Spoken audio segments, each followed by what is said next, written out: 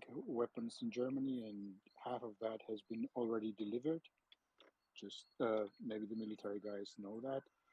Um, I wanted to comment on the gentleman saying, discussing Angela Merkel. I have heard this before.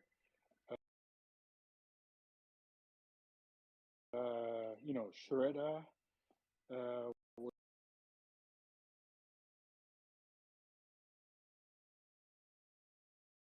respect for Angela Merkel, and her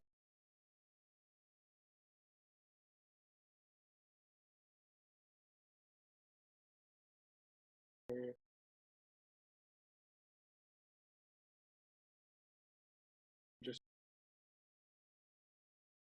in the last so many years.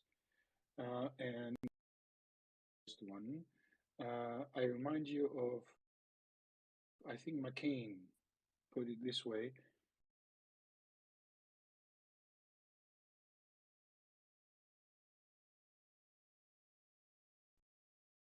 mistake of the German policy in the last so many years. You cannot, you cannot discuss with these people. And Merkel, I mean, let the woman be. She's retired, and I don't think there's someone. I don't think the solution is to seek someone who understands and can talk to Putin. This guy is the head thug of a gas station masqueraded as a country. And for the good of all of us, Ukraine as well as the Russian people, and I know many will say that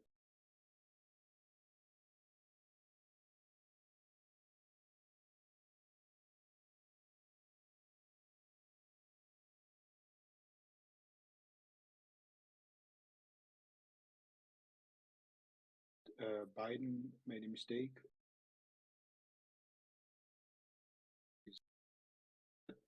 that we should be contemplating at. The solution is what I heard from people being mentioned: a multi-dimensional uh, strategy in which he's hurting in 1,000 fronts. That's the only thing that I see as viable, and I think we're doing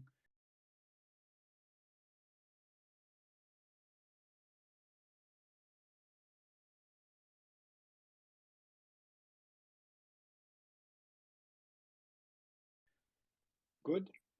We could be doing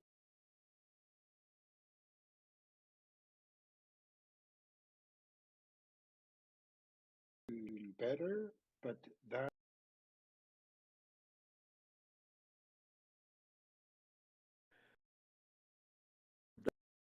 talks are between Ukraine and Russia. They're not between anybody else in Russia. So, if you see some benefit to having someone who has more experience with Putin, interacting with him uh, in some sort of temporary role.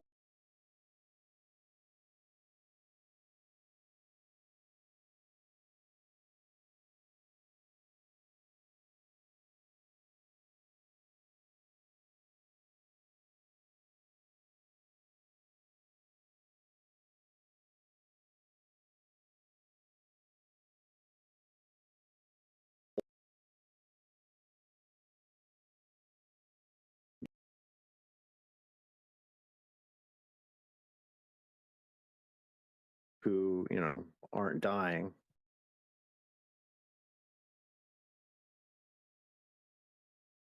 Be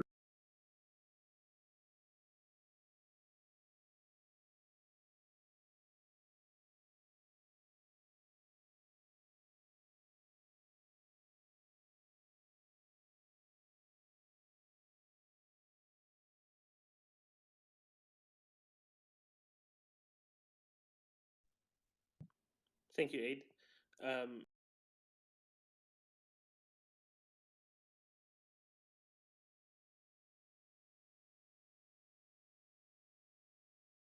Ukrainian sovereignty, and elected leaders to decide what direction Ukraine goes. And what we should do is support them to all we can in achieving, whatever goals they set out for themselves.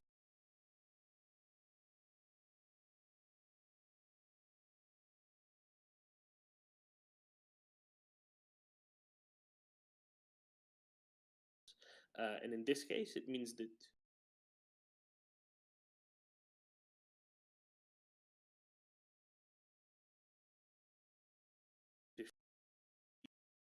this is carryover from the Soviet Union and that mentality. And so I'm kind of probably going to be in the minority that I believe that what Biden did last night and what he said at the end was purposeful, and the walking back was purposeful as well, because I don't think they were really walking back what he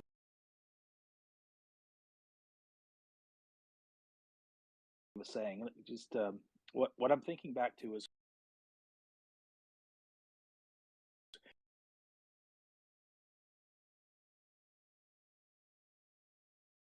called the USSR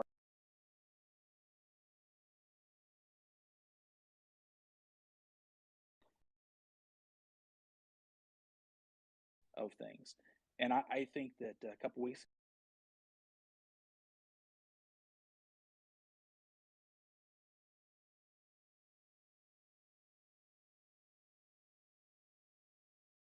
ago,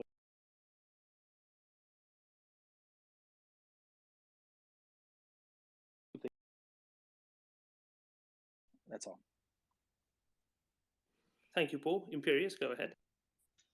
Yeah, I heard someone mention Schroeder as a possible mediator, and I just want to point out that I think that the only role that Gerhard Schroeder should be playing in the sort of post-war reconciliation process is explaining to a court exactly what the relationship between his current seat on the Gazprom board has to do with his policy decisions as a chancellor and member of the German parliament.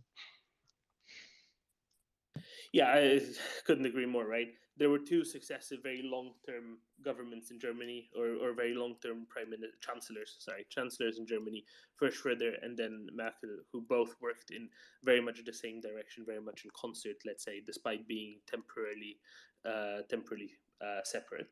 That really made Germany as dependent, and not just Germany, but by extension Europe as a whole, as dependent on Russian gas imports as Europe has become, right? And I think that's really important to recognize. There were a lot of politicians to the east, be it in Poland or the Baltic states especially, who were very clear about what their position is when it comes to German increasing dependency on Russian fossil fuels. And sadly, their warnings have come to a head, right? And it's very sad that is true, but that's something that should be recognized. And any post-mortem, let's say, any future post-mortem on this situation has to realize how important energy security is to national security and more broadly security of the European continent as a whole. Armand Roy, your hand is up. Please go ahead. Thank you. I guess I just want to, reiterate the point that the person that should be negotiating with Putin should be the person that has the best agency for Ukraine. Not the person who could be tough on Putin, not the person who could be friends of Putin, not the person that knows Putin. They can surely be advisors, but at the negotiating table, it's agency for Ukraine. That's important. Thank you.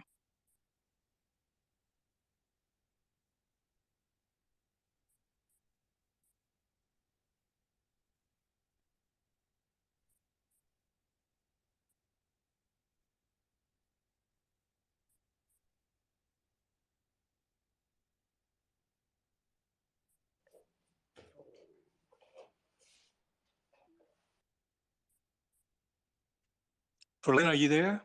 Or Don? I'm here. Domin had crashed. Like I'm with you all the time. It's just that I can't speak all the time. That's my problem. I'm gonna bring Domin back. once again, there are some kind of technical issues. Some might be related to the application, some might be related to the Twitter space. Yeah, we're just battling our way. I will need to bring Domen back.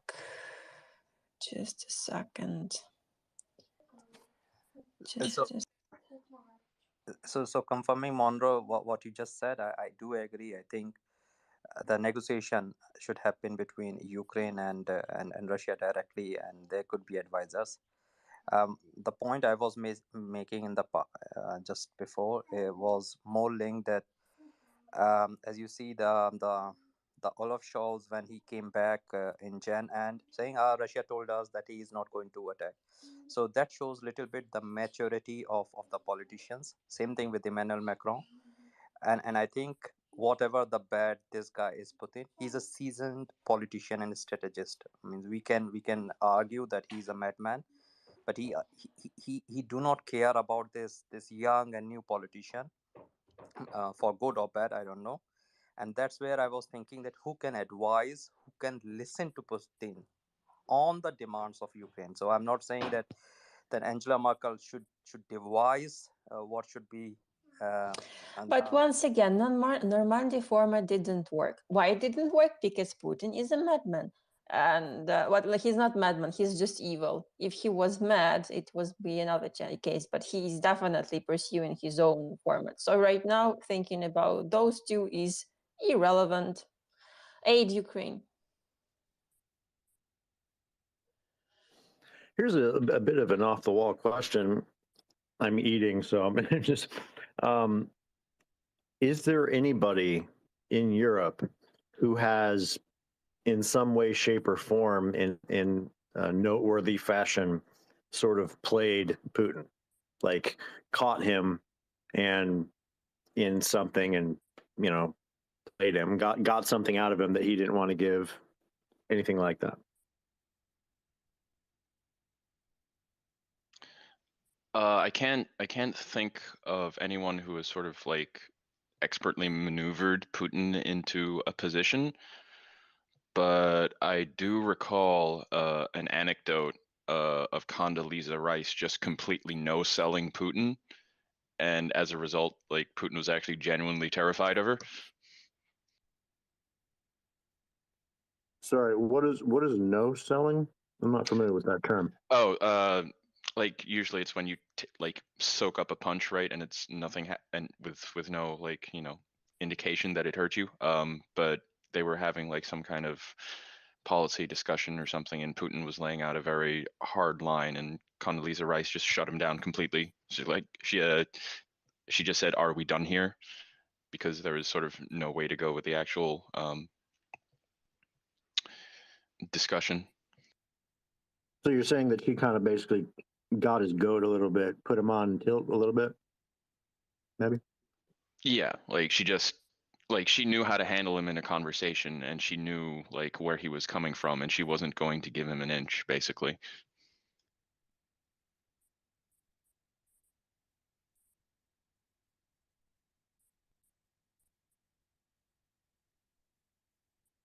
Well, let's bring Condi. Yeah, sure. Okay, Nikos, go ahead. Yeah, I wanted to comment that it's an oversimplification. I hear this a lot, and every time I freak out. It's an oversimplification to want to understand Putin and his psyche and this and that.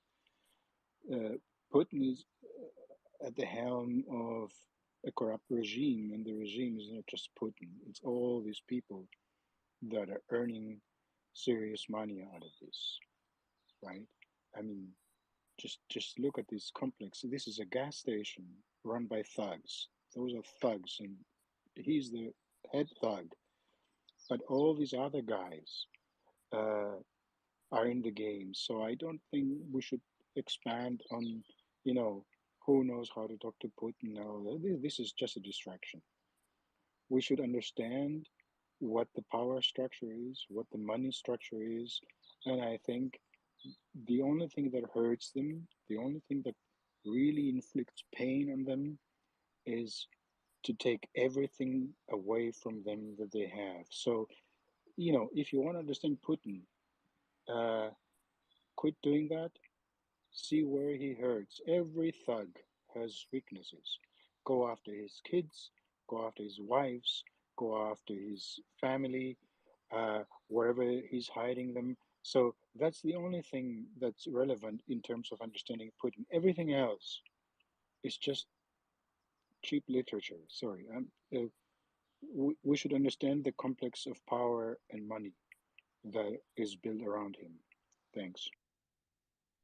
Thank you, Nikos. And let's go on to Maria. Hi, thank you. No, I appreciate the point that Nick was making and some of the other commentators earlier. I, I get, we should go for Putin and all the oligarchs and the sanctions. But what I think we need to appreciate is that the narrative within Russia is twisted, right? And I was actually hearing a very interesting commentator today at the BBC. She's Russian and she lives in London, and she runs some sort of underground social media in Russia that is trying to put the right message out to the Russians of exactly what is going on in Ukraine, etc. And what she was saying, it was quite a powerful message, is that unless we manage somehow to influence the narrative within Russia, within his followers, then we might be fighting a losing battle internally. And she was also saying that the younger generation, who is more kind of Western, outward looking, are very supportive of our culture and our values. But at the moment, because they cannot get Twitter or Netflix, and that narrative is being twisted by the Putin regime, that the West is isolating us, right?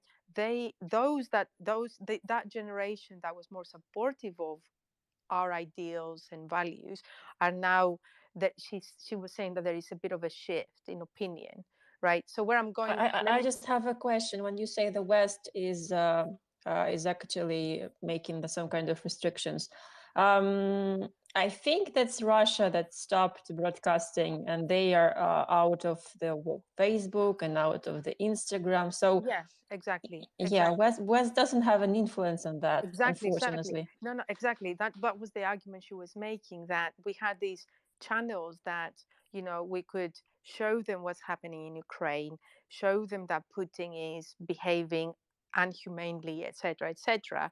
But because some of these channels are blocked either by Russian authorities, or because these social media are no longer willing to project to Russia, or even the fact that McDonald's is not there or Apple is not there.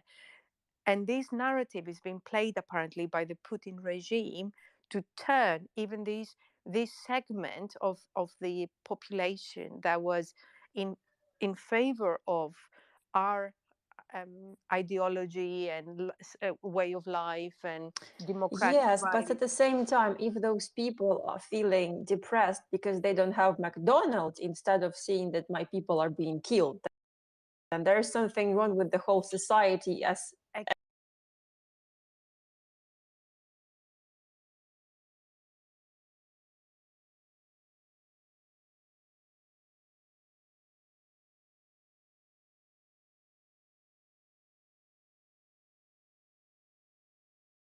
at the moment, it feels to me,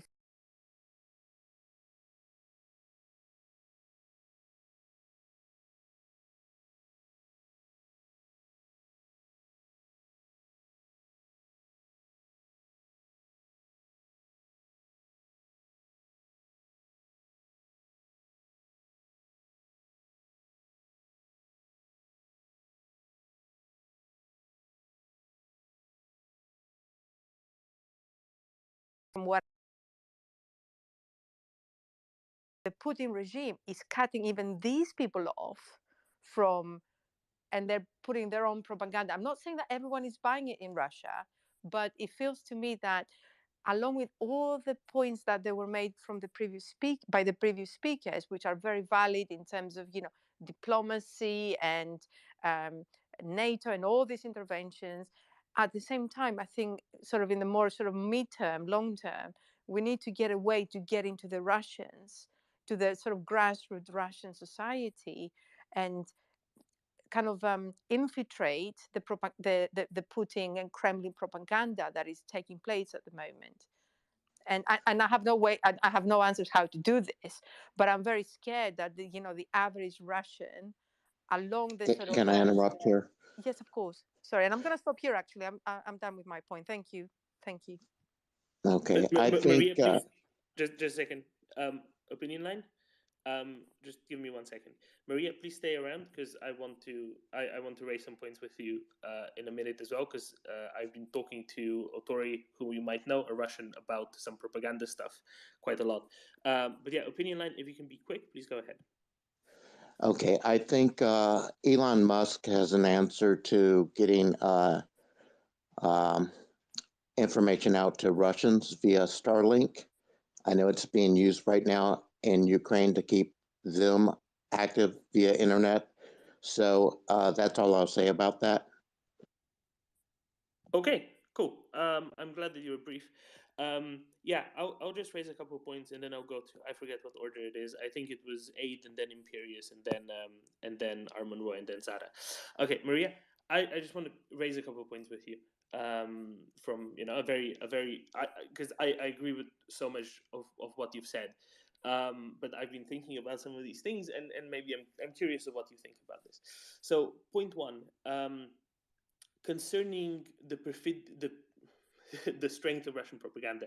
I don't know if you were around when Verlaine was telling us what her own immediate family who live in Russia think about what's going on in Ukraine, right? And they have someone who they know really well in Ukraine, and they don't believe that there's a war. They don't believe that Russia is sending, ballistic missiles at where she lives, and so on. So, wow, unbelievable. It's insane, right? It's true. absolutely insane. Unfortunately, that's true, and that's been true. And the last time we spoke with her, we once again trying to reason her and explain, like, we see this, it's happening, like, believe us, like, we are here, we know better. And she's like, I still think that that's the West, they are doing this, blah blah blah blah blah blah blah. And we're just like, but your soldiers are doing this, then they're gonna be coming for you soon too. And we just hand the phone because that's, yeah. And Verlaine, these are educated people who say that, right? These are not of course, people who live on of course. She's a senior scientist / researchers in the lab. She's the one who does the PCR.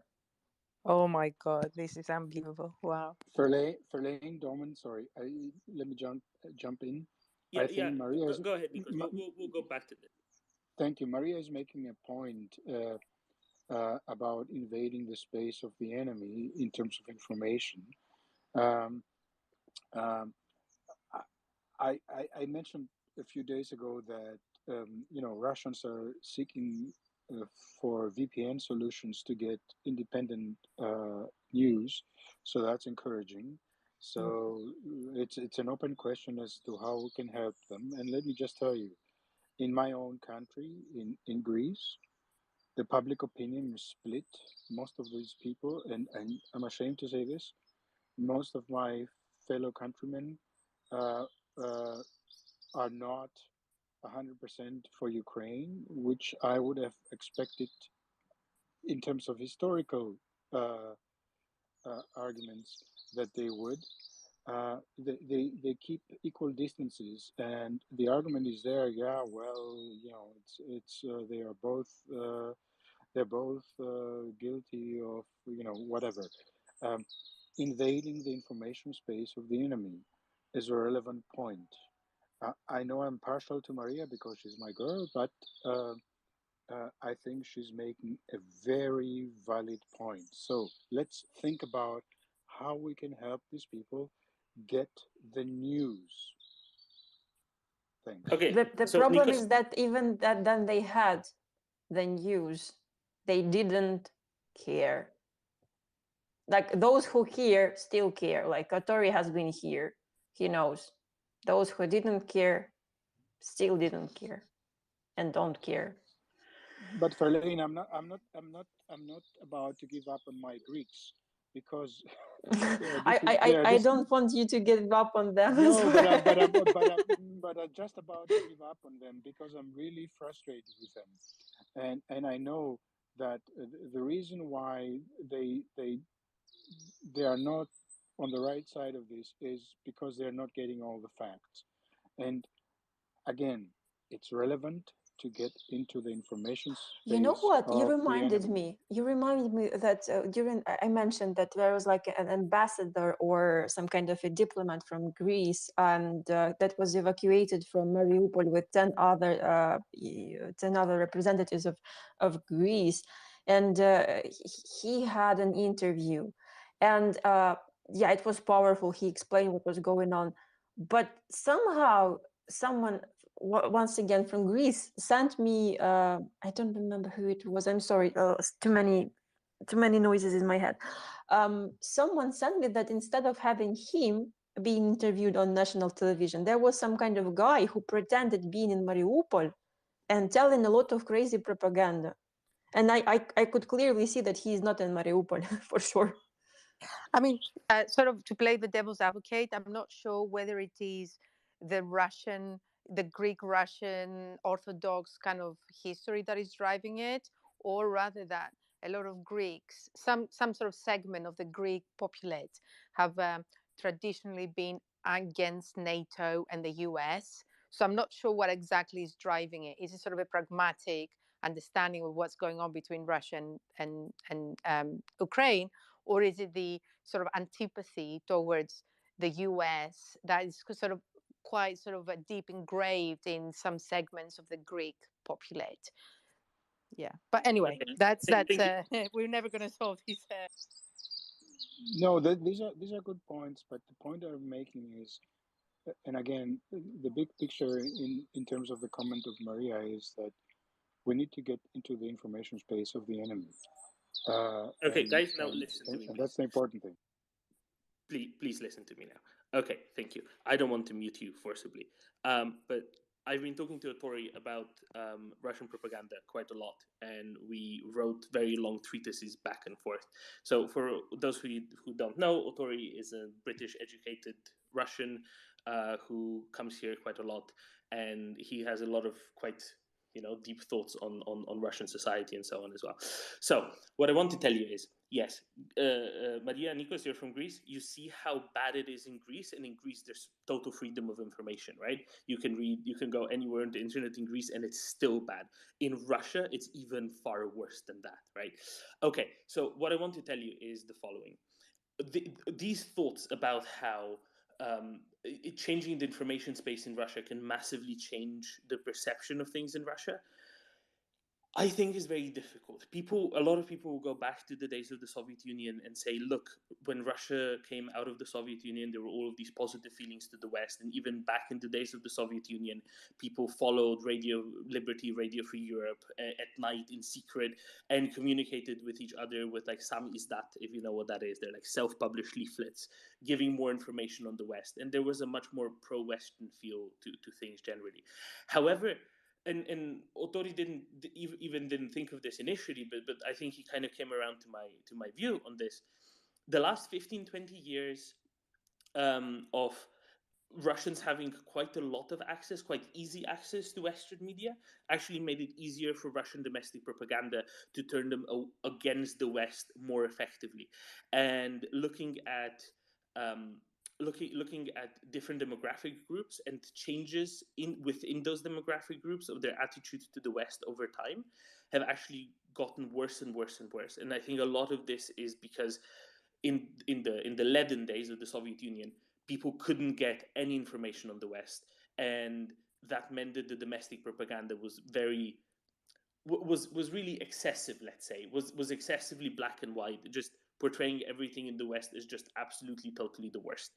Whereas now, in the last, say, 15 years, with a lot of Russians having access to the internet and just having access to a lot of Western media. It was a lot easier to point at specific things. It was a lot easier for Russian domestic propaganda to point at specific things to do with the West, and identifying specific things as, you know, degenerate, bad, wrong, horrible.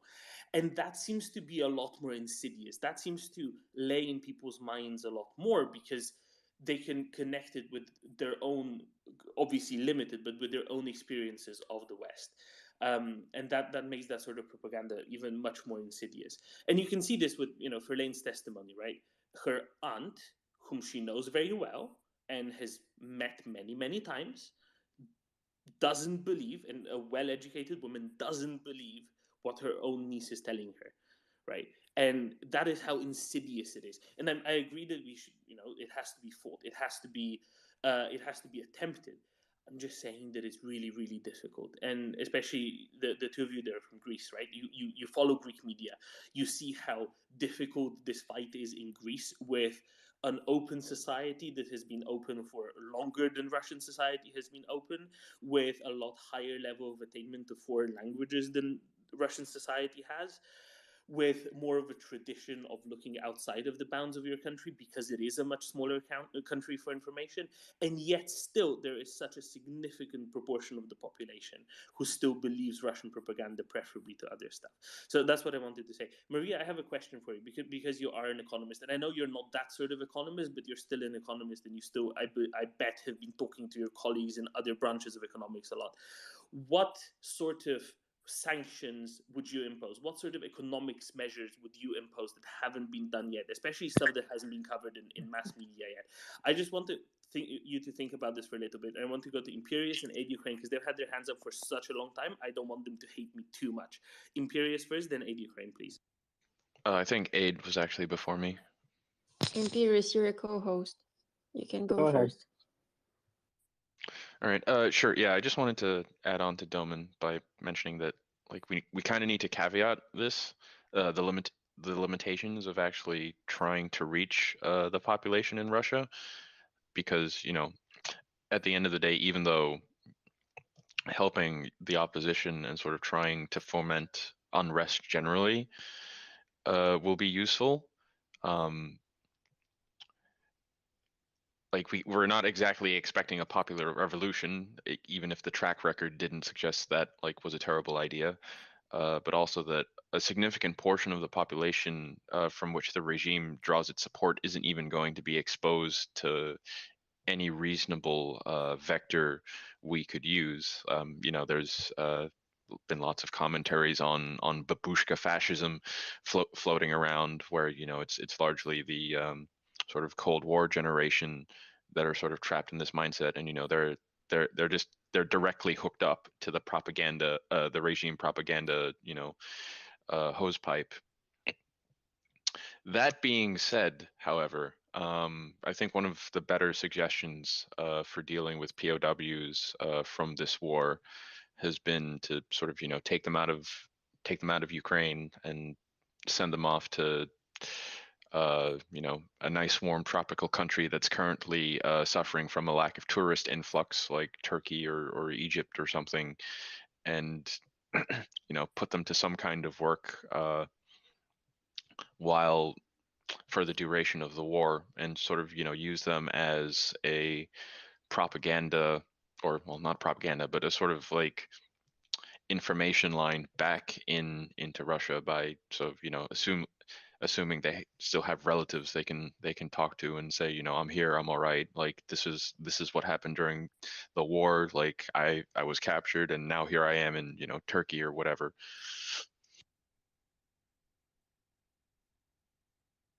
Okay, thank you, Imperius. Have you finished talking, or did yeah, you... yeah, that was my Okay, point. great. I kind of just... Okay, let's do Aid Ukraine, and then Zata, and then Arman Roy, and then back to Nikos. I'm sorry, there's lots of hands up because we've all been talking for way long. All right. Just a quick comment about the Greek thing. I know a lot of Greeks. My biggest account on Twitter is actually about ancient Greek history. There's some pretty deep anti-Slavic sentiment among a lot of Greeks, which has been stoked recently from diplomatic problems with North Macedonia, which just calling them North Macedonia will piss off a lot of Greeks. I suspect that's possibly involved with a lower enthusiasm here. Though I was really happily surprised by their working together with Turkey on that humanitarian effort to try to get to Mariupol or Mariupol. That's just a side comment, though. But I'm going to connect the last two issues we've been discussing real quick. Changing the minds of Russian people should be one of the things we try to do, but that's a long play. That's not an argument against doing it. I think we should do everything that we have available, but let's not pretend that that's going to solve this war in any short period of time. That's something that could take years, months at the earliest, to move the needle very far with just messaging like leaking through the Iron Curtain that they're trying to put up. Changing beliefs is spectacularly hard, but it can be done, but it takes a long time, and it's just not something that's going to happen very quickly. But one thing that could theoretically is what you might call like hitting rock bottom if you're a drug user. Harsh reality could change it. That's not something we directly control, but it's something that could happen if they fail enough spectacularly and militarily, if their economy really starts to hurt. Those things, that's not us arguing with them to change their mind. That's reality fighting with their beliefs. Reality is the strongest way to fight cultish beliefs. There's even something called reality therapy that helps. So, but then that same sort of concept we can apply to Putin, sort of. Connecting to questions about what it would take to change his mind. Nobody knows the personal thoughts of anyone, much less someone like Putin or the Kremlin and Russian power structure as a whole. So what we do, not knowing what combination and what level of pressures it will take for them to finally cave, we just go on all fronts as much as we can. There's no way. I mean, somebody earlier said there's only, I forget exactly what he said. I was making breakfast, but he parsed out one little narrow thing that he thought would be most effective. Great.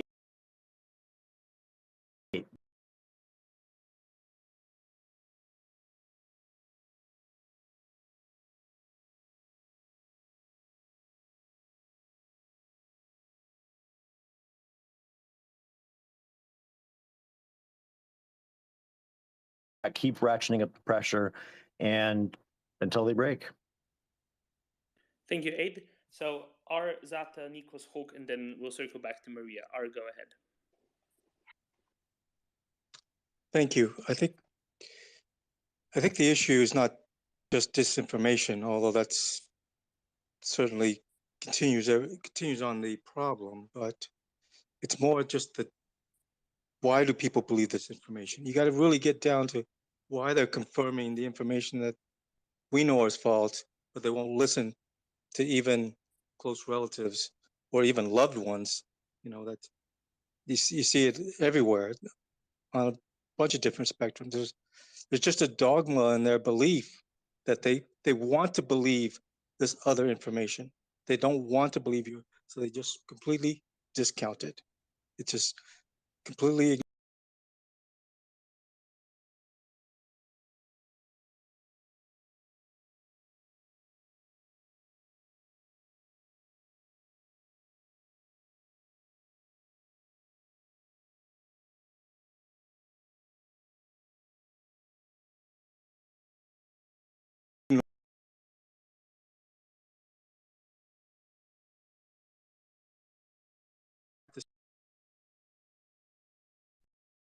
Or McDonald's, and they're somehow flipping.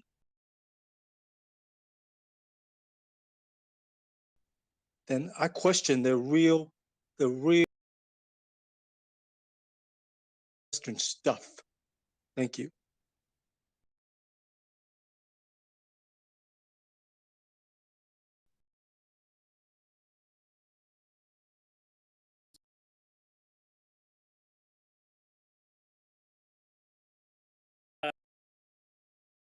Towards Rostov-on-Don, and then we don't know what happened to them. I would just like to remind everyone that this is established practice by Russians going back to imperial days.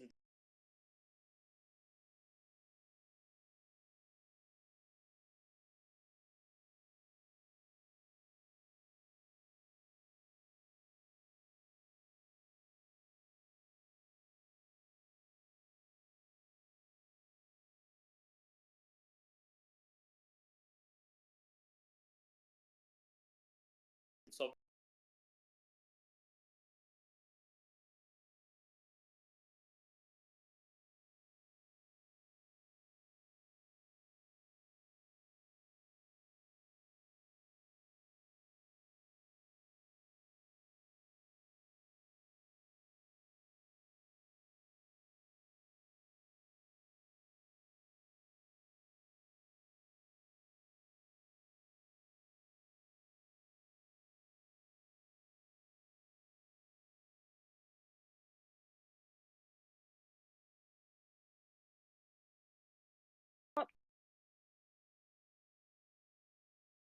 It's really, really hard brick wall to tear down.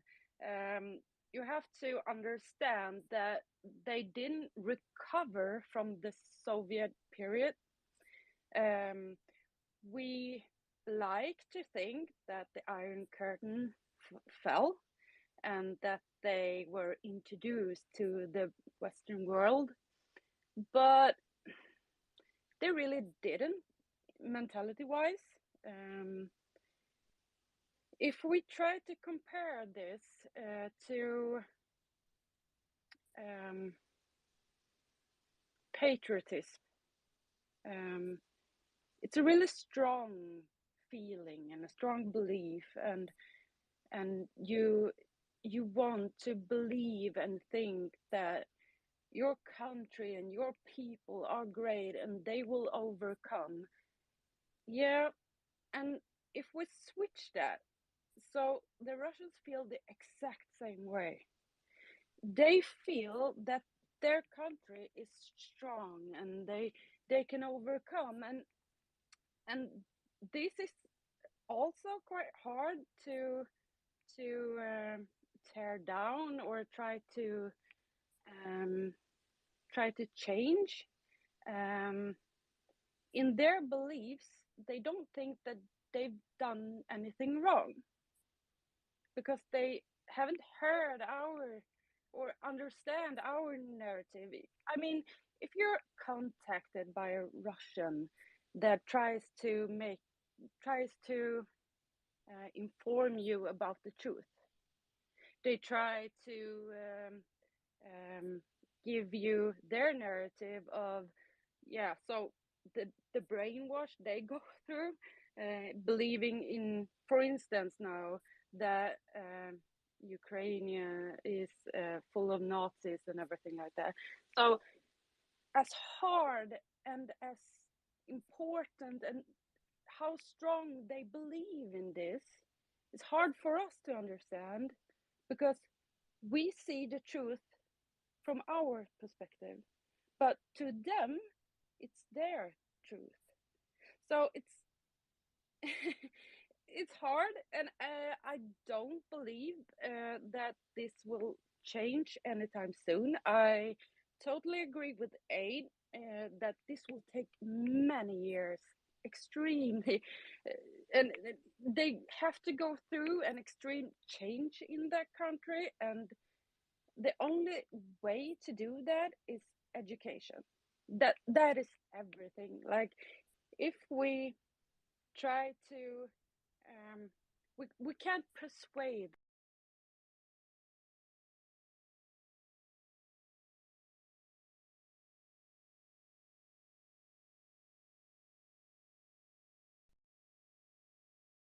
And that's not going to happen anytime soon. Yeah, so yeah. We'll go on to Nikos and then Hulk and then finally circle back to Maria. Nikos, go ahead. Thank you. I wanted to clarify. It was heard before that the Greeks are anti-Slavic, which is wrong.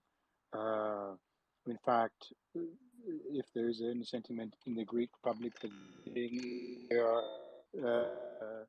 pro-Orthodox,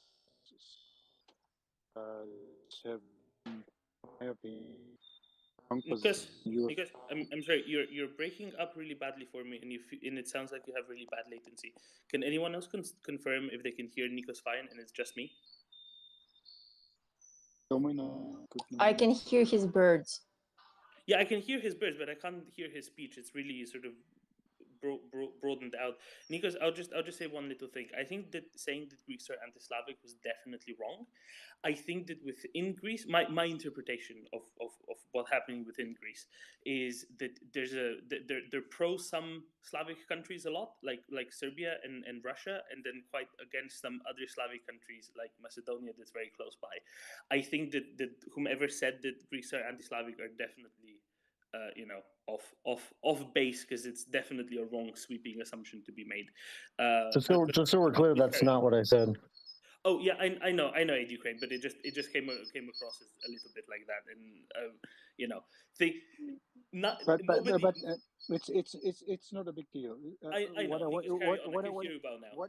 What I wanted to say is this: that the Greeks are, in a strange way, pro-Orthodox. So they, in my opinion, have taken the wrong stance at times, just because some butcher is pretending to be Orthodox. So that's all on this matter.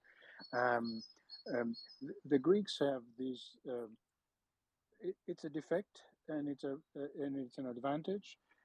They think differently than others. I have this issue with my friends and family. Even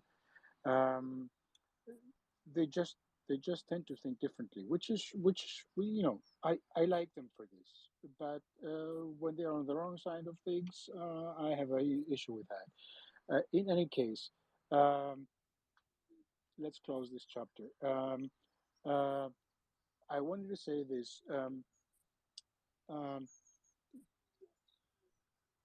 We live in a world in which everyone can weigh in on anything. I was laughing while I saw a report that some quote unquote influencer out of Russia was crying on TikTok because she could not influence anymore. So my point is this: we're not in a world in which 10 people produce news and the others consume. Everybody produces and everybody consumes. It's the social media world.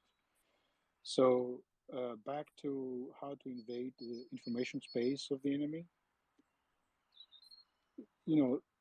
If there's a lady who gives advice on how to paint your nails in Russia, and we can reach her to tell her story, our story, to her followers, I'm all for it, because we don't, again, we're not in a world in which just the minority produces things and the others consume. Everybody produces and everybody consumes. We need to think differently about how to go about this. It's a new world, people. Everybody, the information space is democratized. That's why we're in a mess, and that's why we need to know how to leverage this. Sorry. And I wanted to go back. I think Domin asked Maria about the sanctions that she thinks are still on the table that we didn't use. So I would really like to hear this. Yeah, exactly. Thank you, Nikos. Let's go to Hawk, and then we'll go to Maria to find it, so she can finally respond to all of this stuff she's been hearing. Oh, hey guys, I don't want to be depressing, but I think there is a degree to which there's a much more pernicious and intractable problem in terms of the antipathy towards. Well, it's not really antipathy towards Ukraine. It's antipathy towards the West, and that's China. And if you talk to Chinese millennials, educated ones in the United States who've gone to MIT, even among that group, the refrain is something like, well, it's America's fault because they wanted to expand NATO. And all these other countries like Germany are just puppets of America. So broadly speaking, America is the problem. America tried to expand NATO. It's imperial. It's imperialism. There's no justification for it. And finally, Russia, got sick of it because it's in their backyard. And I think that's a real issue. It's the biggest country in the world. And I would also add that India, which is the second biggest country in the world, is neutral. They refuse to condemn this Russian incursion. So we have a real problem. I don't necessarily have a solution. I've talked to some of these Chinese kids, 30 years old, try to understand, and then you try to say to them, okay, well, maybe NATO expansion wasn't a good idea, but Russians are killing children in Mariupol. Like, what do you think about that? And even that doesn't really, yeah, of course, children aren't, shouldn't be killed, but. And so I think, it's not Greece. I don't know anything about Greece, but that's not really the scope of the problem. The scope of the problem is much bigger and much worse.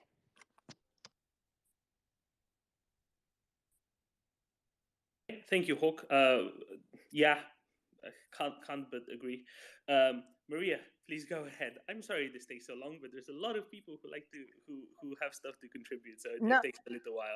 absolutely, absolutely, and thank you for giving me the floor. And actually, I agree with Hawk. That was not what I was going to say, but on reflection of his argument, I totally agree with him that for a lot of people, we're replacing the Russian narrative with the American narrative, right?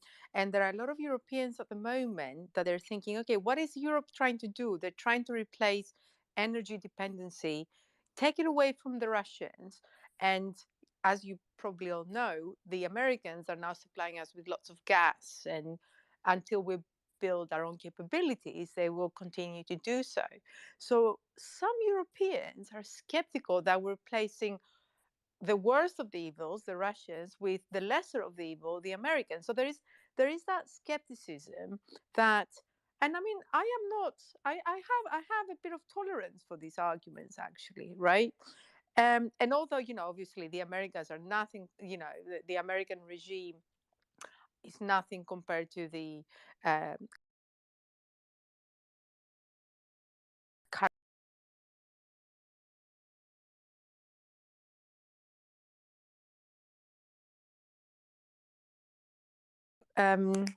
Donald Trump is not of my thoughts. But going back to the original question that you had for me, from sorry, I'm putting my economist hat on, about the sanctions. So I think in order to understand the sanctions, we need to understand the geopolitical configuration of Russia. And Russia is a massive country. So you have St. Petersburg,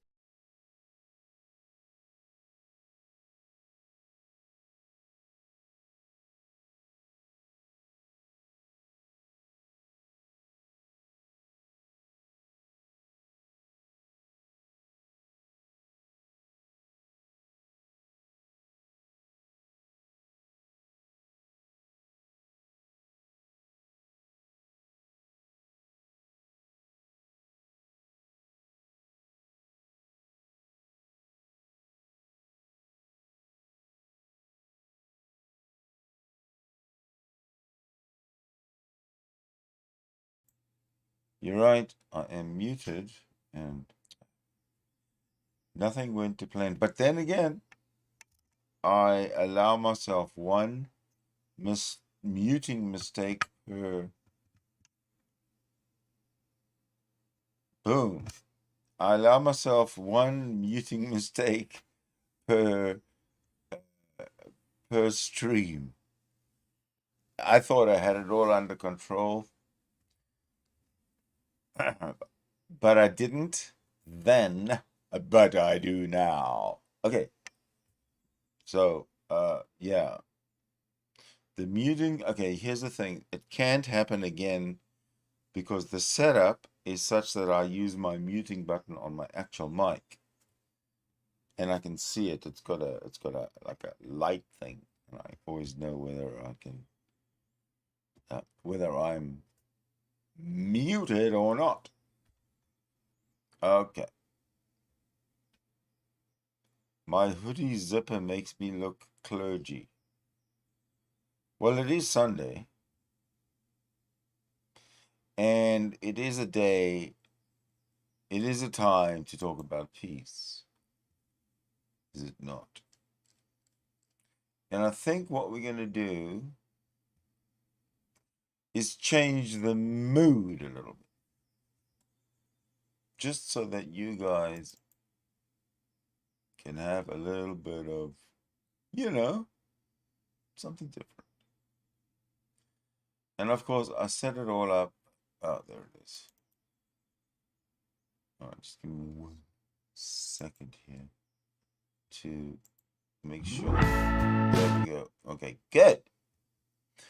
I have a program all set up for you guys.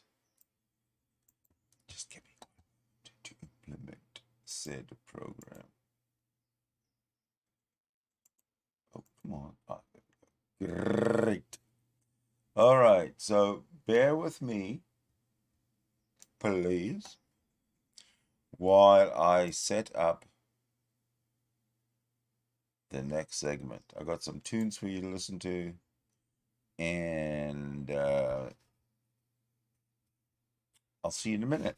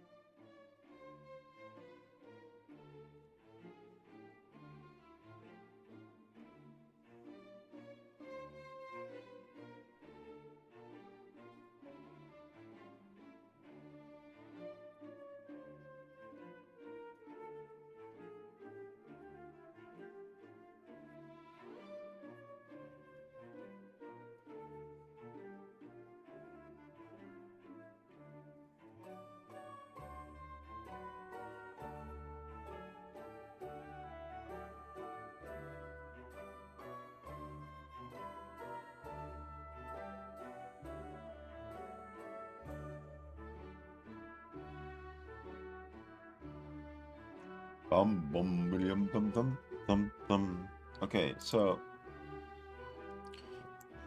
drop that right now. Okay, so now we are going to get serious. 58 years ago,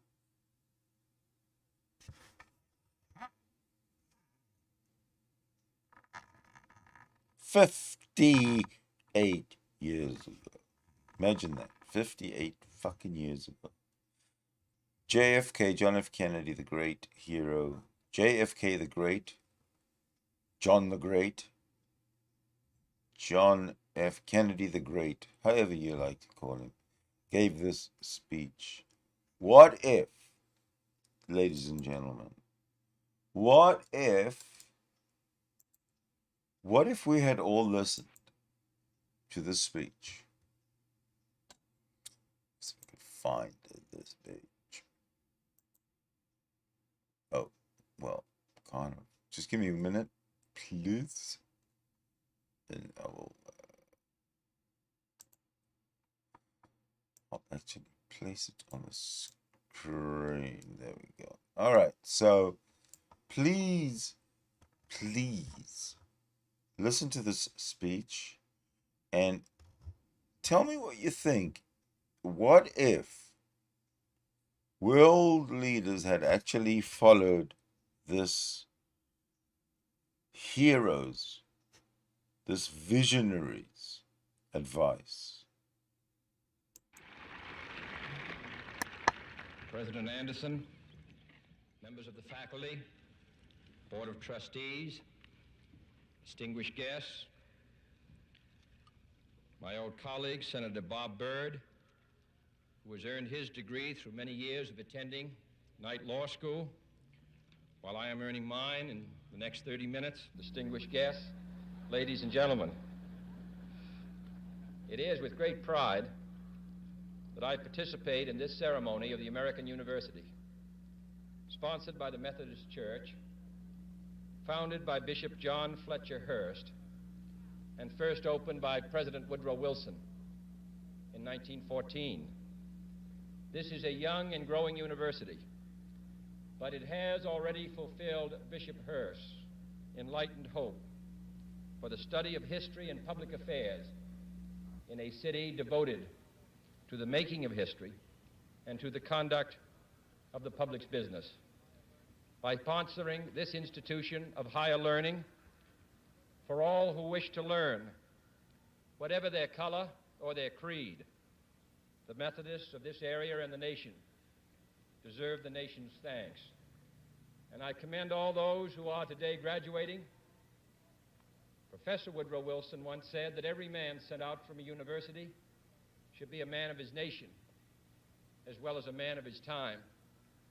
And I'm confident that the men and women who carry the honor of graduating from this institution will continue to give from their lives, from their talents, a high measure of public service and public support. There are few earthly things more beautiful than a university, wrote John Masefield in his tribute to English universities, and his words are equally true today. He did not refer to towers or to campuses. He admired the splendid beauty of a university because it was, he said, a place where those who hate ignorance may strive to know, where those who perceive truth may strive to make others see. I have therefore chosen this time and place to discuss a topic on which ignorance too often abounds and the truth too rarely perceived, and that is the most important topic on earth: peace. What kind of a peace do I mean, and what kind of a peace do we seek? Not a Pax Americana enforced on the world by American weapons of war, not the peace of the grave or the security of the slave. I am talking about genuine peace, the kind of peace that makes life on earth worth living, the kind that enables men and nations to grow and to hope and build a better life for their children. Not merely peace for Americans, but peace for all men and women. Not merely peace in our time, but peace in all time. I speak of peace because of the new face of war. Total war makes no sense in an age where great powers can maintain large and relatively invulnerable nuclear forces and refuse to surrender without resort to those forces. It makes no sense in an age where a single nuclear weapon contains almost 10 times the explosive force delivered by all the Allied air forces in the Second World War. It makes no sense in an age when the deadly poisons produced by a nuclear exchange would be carried by wind and water and soil and seed to the far corners of the globe and to generations yet unborn. Today, the expenditure of billions of dollars every year on weapons acquired for the purpose of making sure we never need them is essential to the keeping of peace. But surely the acquisition of such idle stockpiles, which can only destroy and never create, is not the only, much less the most efficient, means of assuring peace. I speak of peace, therefore, as the necessary, rational end of rational men. I realize the pursuit of peace is not as dramatic as the pursuit of war, and frequently the words of the pursuers fall on deaf ears, but we have no more urgent task. Some say that it is useless to speak of peace, or world law, or world disarmament, and that it will be useless until the leaders of the Soviet Union adopt a more enlightened attitude.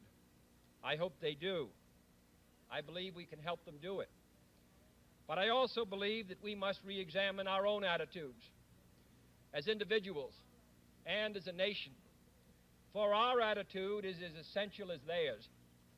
And every graduate of this school, every thoughtful citizen who despairs of war and wishes to bring peace should begin by looking inward, by examining his own attitude towards the possibilities of peace, towards the Soviet Union, towards the course of the Cold War, and towards freedom and peace here at home. First, examine our attitude towards peace itself. Too many of us think it is impossible. Too many think it is unreal. But that is a dangerous, defeatist belief. It leads to the conclusion that war is inevitable, that mankind is doomed, that we are gripped by forces we cannot control. We need not accept that view. Our problems are man-made. Therefore, they can be solved by man, and man can be as big as he wants. No problem of human destiny is beyond human beings. Man's reason and spirit have often solved the seemingly unsolvable, and we believe they can do it again. I am not referring to the absolute, infinite concept of universal peace and goodwill, of which some fantasies and fanatics dream. I do not deny the value of hopes and dreams, but we merely invite discouragement and incredulity by making that our only and immediate goal. Let us focus instead on a more practical, more attainable peace, based not on a sudden revolution in human nature, but on a gradual evolution in human institutions, on a series of concrete actions and effective agreements which are in the interests of all concerned. There is no single simple key to this peace, no grand or magic formula to be adopted by one or two powers. Genuine peace must be the product of many nations, the sum of many acts. It must be dynamic, not static, changing to meet the challenge of each new generation. For peace is a process, a way of solving problems. With such a peace, there will still be quarrels and conflicting interests, as there are within families and nations. World peace, like community peace, does not require that each man love his neighbor. It requires only that they live together in mutual tolerance, submitting their disputes to a just and peaceful settlement. And history teaches us that enmities between nations, as between individuals, do not last forever. However fixed our likes and dislikes may seem, the tide of time and events will often bring surprising changes in the relations between nations and neighbors. So let us persevere. Peace need not be impractical. and war need not be inevitable. By defining our goal more clearly, by making it seem more manageable and less remote, we can help all people to see it, to draw hope from it, and to move irresistibly towards it. And second, let us re-examine our attitude towards the Soviet Union. It is discouraging to think that their leaders may actually believe what their propagandists write. It is discouraging to read a recent authoritative Soviet text on military strategy and find on page after page wholly baseless and incredible claims, such as the allegation that American imperialist circles are preparing to unleash different types of war, that there is a very real threat of a preventative war being unleashed by American imperialists against the Soviet Union, and that the political aims, and I quote, of the American imperialists are to enslave economically and politically the European and other capitalist countries and to achieve world domination by means of aggressive war, unquote. Truly, as it was written long ago, the wicked flee when no man pursueth. Yet it is sad to read these Soviet statements, to realize the extent of the gulf between us. But it is also a warning to the American people not to fall into the same trap as the Soviets, not to see only a distorted and desperate view of the other side, not to see conflict as inevitable, accommodation as impossible, and communication as nothing more than an exchange of threats. No government or social system is so evil that its people must be considered as lacking in virtue. As Americans, we find communism profoundly repugnant as a negation of personal freedom and dignity. But we can still hail the Russian people for their many achievements in science and space, in economic and industrial growth, in culture, in acts of courage. Among the many traits the peoples of our two countries have in common, none is stronger than our mutual abhorrence of war. Almost unique among the major world powers, we have never been at war with each other, and no nation in the history of battle ever suffered more than the Soviet Union in the Second World War. At least 20 million lost their lives. Countless millions of homes and families were burned or sacked. A third of the nation's territory, including 2/3 of its industrial base, was turned into a wasteland, a loss equivalent to the destruction of this country east of Chicago. Today, should total war ever break out again, no matter how, our two countries will be the primary target. It is an ironic but accurate fact that the two strongest powers are the two in the most danger of devastation. All we have built, all we have worked for, would be destroyed in the first 24 hours. And even in the Cold War, which brings burdens and dangers to so many countries, including this nation's closest allies, our two countries bear the heaviest burdens. For we are both devoting massive sums of money to weapons that could be better devoted to combat ignorance, poverty, and disease. We are both caught up in a vicious and dangerous cycle, with suspicion on one side breeding suspicion on the other, and new weapons begetting counterweapons. In short, both the United States and its allies, and the Soviet Union and its allies, have a mutually deep interest in a just and genuine peace and in holding the arms race. Agreements to this end are in the interests of the Soviet Union as well as ours, and even the most hostile nations can be relied upon to accept and keep those treaty obligations, and only those treaty obligations, which are in their own interest. So let us not be blind to our differences, but let us also direct attention to our common interests and the means by which those differences can be resolved. And if we cannot end now our differences, at least we can help make the world safe for diversity. For in the final analysis, our most basic common link is that we all inhabit this small planet. We all breathe the same air. We all cherish our children's futures, and we are all mortal. Third, let us re-examine our attitude towards the Cold War, remembering we're not engaged in a debate, seeking to pile up debating points. We are not here distributing blame or pointing the finger of judgment. We must deal with the world as it is, and not as it might have been, had the history of the last 18 years been different. We must therefore persevere in the search for peace, in the hope that constructive changes within the communist bloc might bring within reach solutions which now seem beyond us. We must conduct our affairs in such a way that it becomes in the communist interest to agree on a genuine peace, and above all, while defending our own vital interests. Nuclear powers must avert those confrontations which bring an adversary to a choice of either a humiliating retreat or a nuclear war.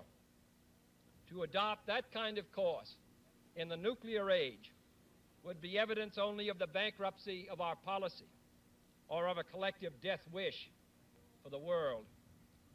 To secure these ends, America's weapons are non-provocative, carefully controlled, designed to deter, and capable of selective use.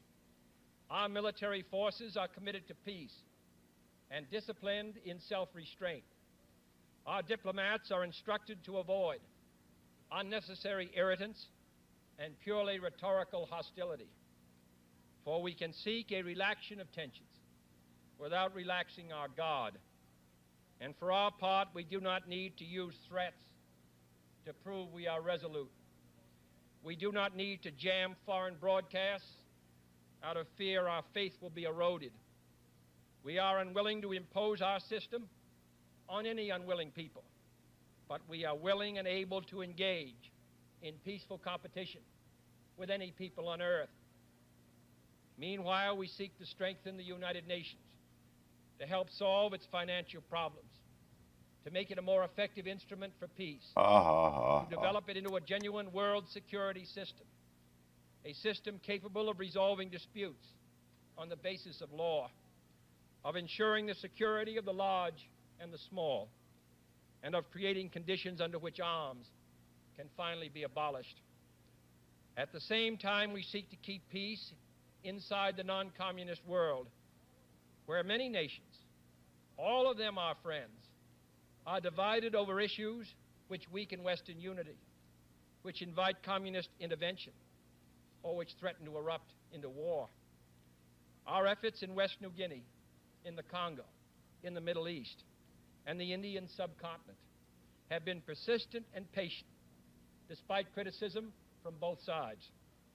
We have also tried to set an example for others by seeking to adjust small but significant differences with our own closest neighbors in Mexico and Canada. Speaking of other nations, I wish to make one point clear. We are bound to many nations by alliances. These alliances exist because our concern and theirs substantially overlap. Our commitment to defend Western Europe and West Berlin, for example, stands undiminished because of the identity Bill, I of our absolutely vital agree interests. with you. The United States will make no deal with the Soviet Union at the expense of other nations and other peoples, not merely because they are our partners, but also because their interests and ours converge. Our interests converge, however, not only in defending the frontiers of freedom, but in pursuing the paths of peace. It is our hope and the purpose of Allied policy to convince the Soviet Union that she too should let each nation choose its own future, so long as that choice does not interfere with the choices of others. The communists' drive to impose their political and economic system on others is the primary cause of world tension today. For there can be no doubt that if all nations could refrain from interfering in the self-determination of others, the peace would be much more assured. This will require a new effort to achieve world law, a new context for world discussions. It will require increased understanding between the Soviets and ourselves. An increased understanding will require increased contact and communication.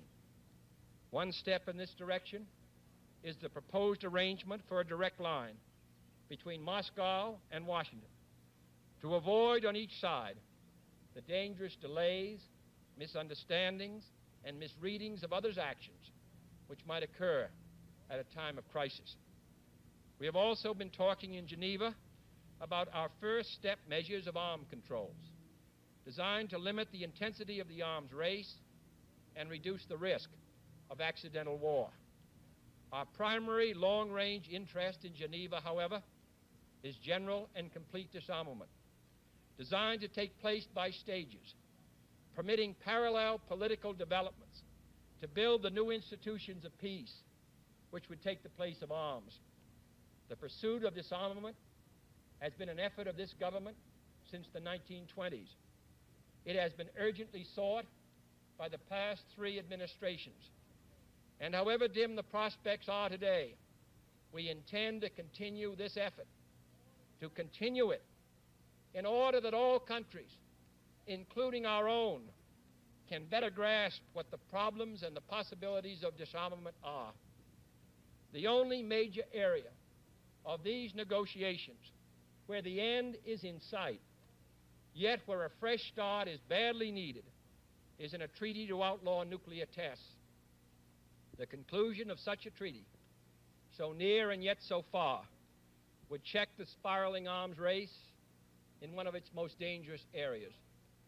It would place the nuclear powers in a position to deal more effectively with one of the greatest hazards which man faces in 1963, the further spread of nuclear arms. It would increase our security. It would decrease the prospects of war. Surely this goal is sufficiently important to require our steady pursuit, yielding neither to the temptation to give up the whole effort, nor the temptation to give up our insistence on vital and responsible safeguards. I'm taking this opportunity, therefore, to announce 2 important decisions in this regard.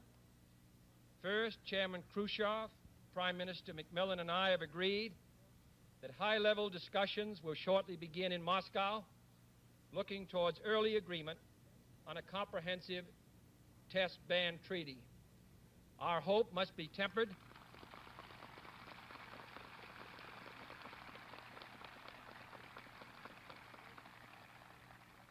Our hopes must be tempered with the caution of history, but with our hopes go the hopes of all mankind. Second, to make clear our good faith and solemn convictions on this matter, I now declare that the United States does not propose to conduct nuclear tests in the atmosphere so long as other states do not do so. We will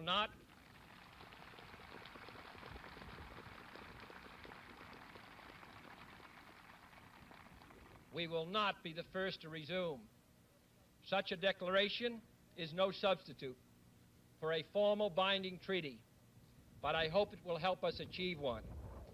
Nor would such a treaty be a substitute for disarmament, but I hope it will help us achieve it.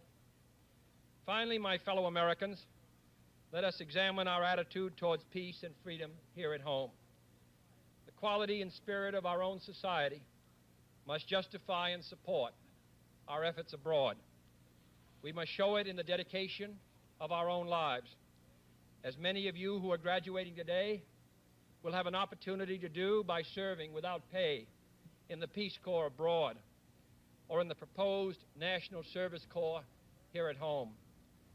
But wherever we are, we must all, in our daily lives, live up to the age-old faith that peace and freedom walk together. In too many of our cities today, the peace is not secure because freedom is incomplete.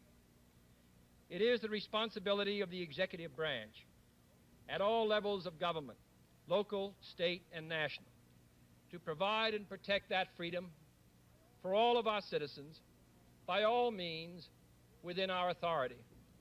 It is the responsibility of the legislative branch at all levels, wherever the authority is not now adequate, to make it adequate. And it is the responsibility of all citizens in all sections of this country to respect the rights of others and respect the law of the land. All this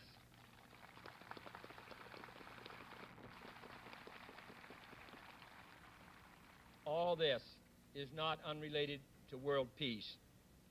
When a man's way please the Lord, the scriptures tell us, he maketh even his enemies to be at peace with him.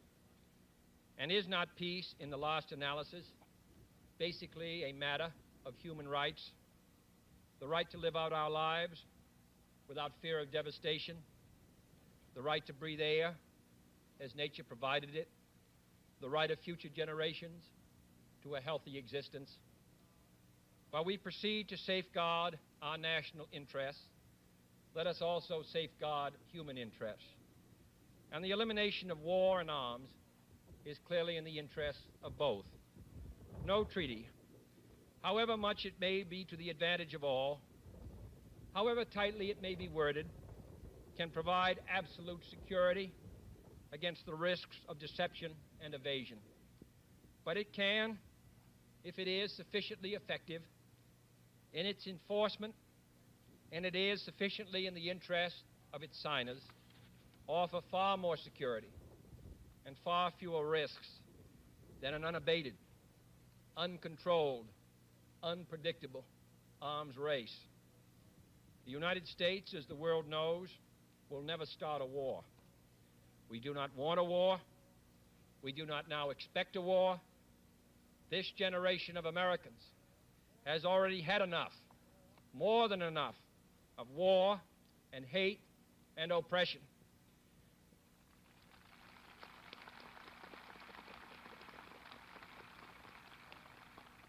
We shall be prepared if others wish it. We shall be alert to try to stop it. But we shall also do our part to build a world of peace where the weak are safe and the strong are just. We are not helpless before that task or hopeless of its success. Confident and unafraid, we must labor on, not towards a strategy of annihilation, but towards a strategy of peace.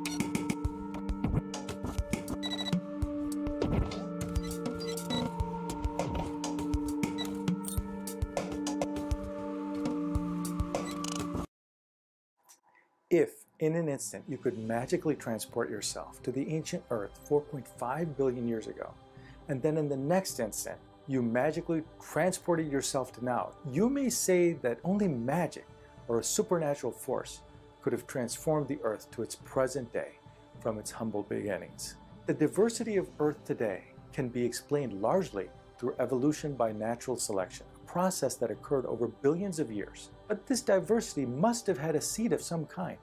The first semblance of life at some point must have had a beginning, a start from the primordial soup, and it must have started from non-living matter. But how is it that the seemingly unremarkable processes of geology, chemistry, and physics could have combined in precisely the correct sequence to produce the first living matter from non-living matter? This seems to many people utterly impossible. There must have been a blueprint. There must have been an architect, they say. How could such vastness of diversity, functionality, and beauty come from the physical processes of the cosmos and nature? And how could it have happened on its own? That's coming up right now.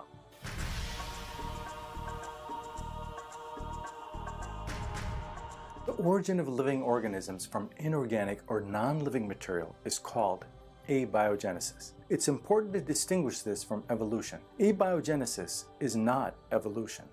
Evolution is the process of development or diversification of living things from earlier forms of living things. Evolution does not say anything about how the life first originated. So how did the first life originate? Despite the incredible variations that we see today, at the fundamental level, all living things contain a trinity of elements. First, nucleic acids, which make up the DNA or its simpler form called RNA. These contain the blueprints of life and are self-replicating molecules. Second, they are proteins, which are the workhorses that perform the important functions of your body.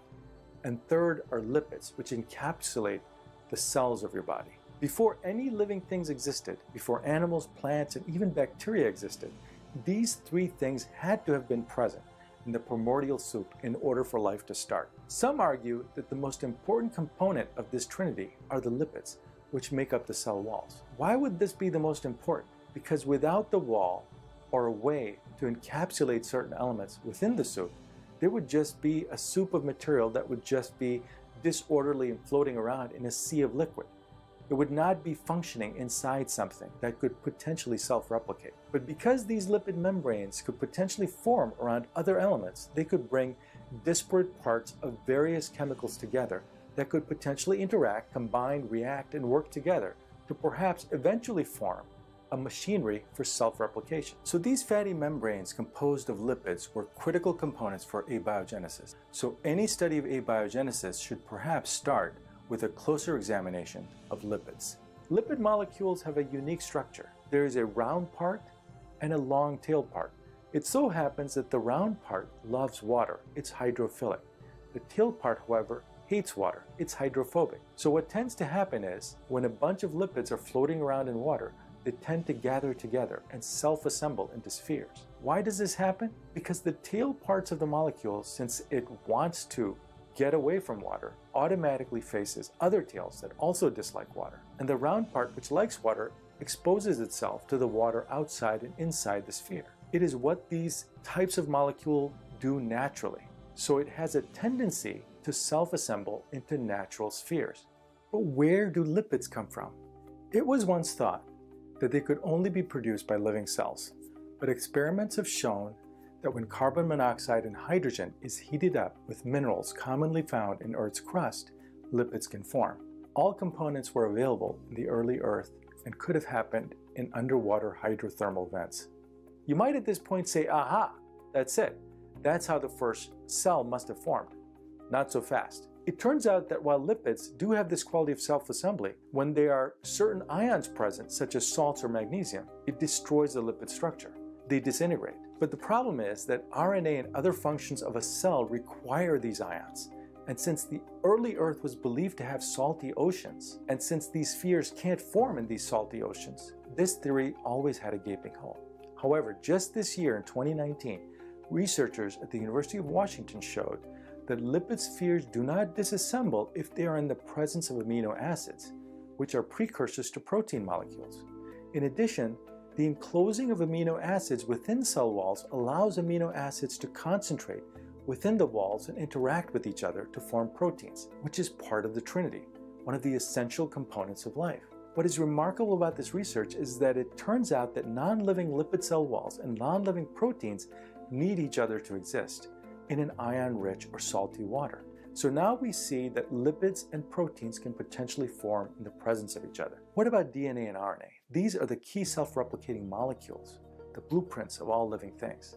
Today, genetic information is stored in DNA, and RNA is created from DNA to put that information into action. RNA can direct the creation of proteins and perform other essential functions of life in a cell. The simplicity of RNA compared to its cousin, the DNA, is the reason that most people think RNA came first. This is part of the RNA world hypothesis, which theorizes that RNA, the molecule that today plays roles in expressing genes, was the essential precursor which led to the first living matter.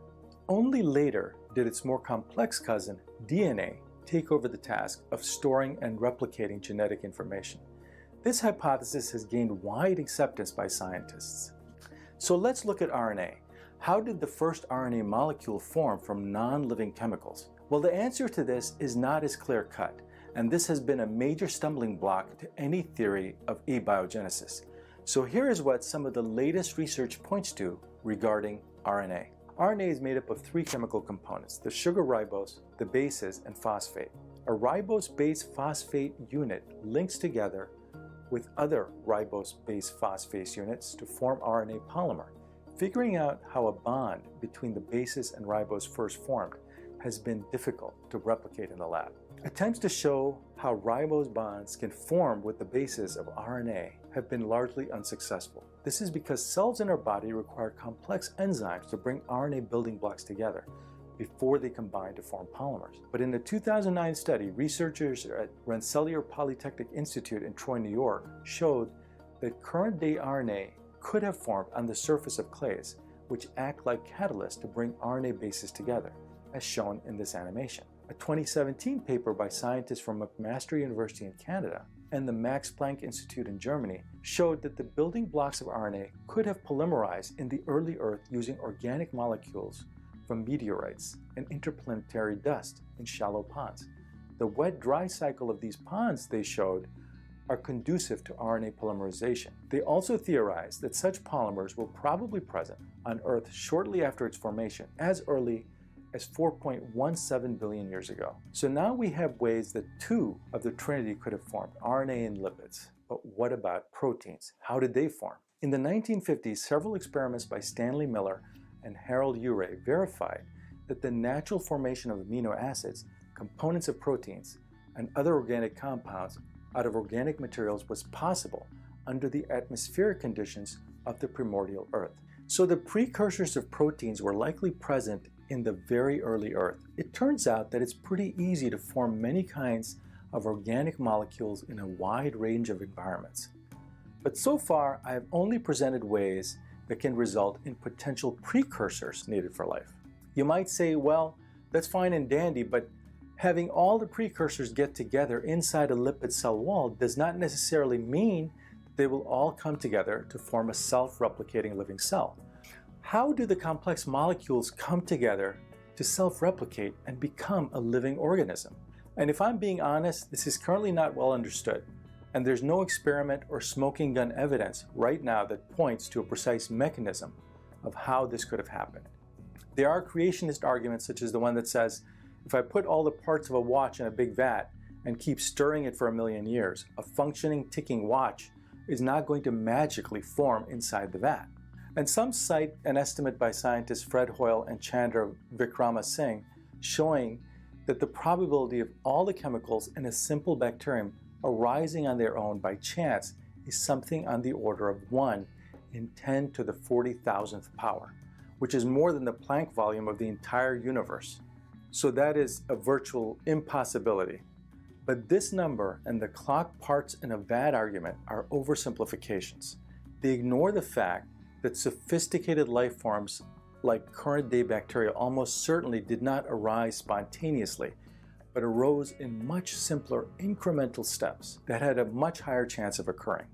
There are stats such as the one that says the odds of creating a protein molecule by chance is 1 in 10 to the 45 power. Odds such as these and others not only ignore the idea of simpler precursors, but also ignore the fact that it was not just one set of amino acids at one place at one time, but it was trillions upon trillions of amino acids reacting in countless places over millions of years that resulted in simple protein molecules. There are about 4 times 10 to the 47 molecules of water in Earth's oceans. Even if there was one amino acid among 1 million water molecules, that would be 10 to the 41 molecules of amino acids that had the opportunity to interact with each other and to form proteins in numerous environments, in numerous places, and in numerous trials over millions of years to produce proteins. The actual probability is not how the hundreds of complex chemicals can come together to form a modern-day bacterium, but the probability of a few chemicals, maybe 10 or 20, forming and coming together to form the precursors of life that can chemically evolve over time to form the simplest kind of life form that likely look nothing like any evolved life form we recognize today. But showing how even this chemical evolution could have happened is problematic. Chemical evolution is not the same as biological evolution, which is driven by favoring organisms that have the best chance of survival and reproduction.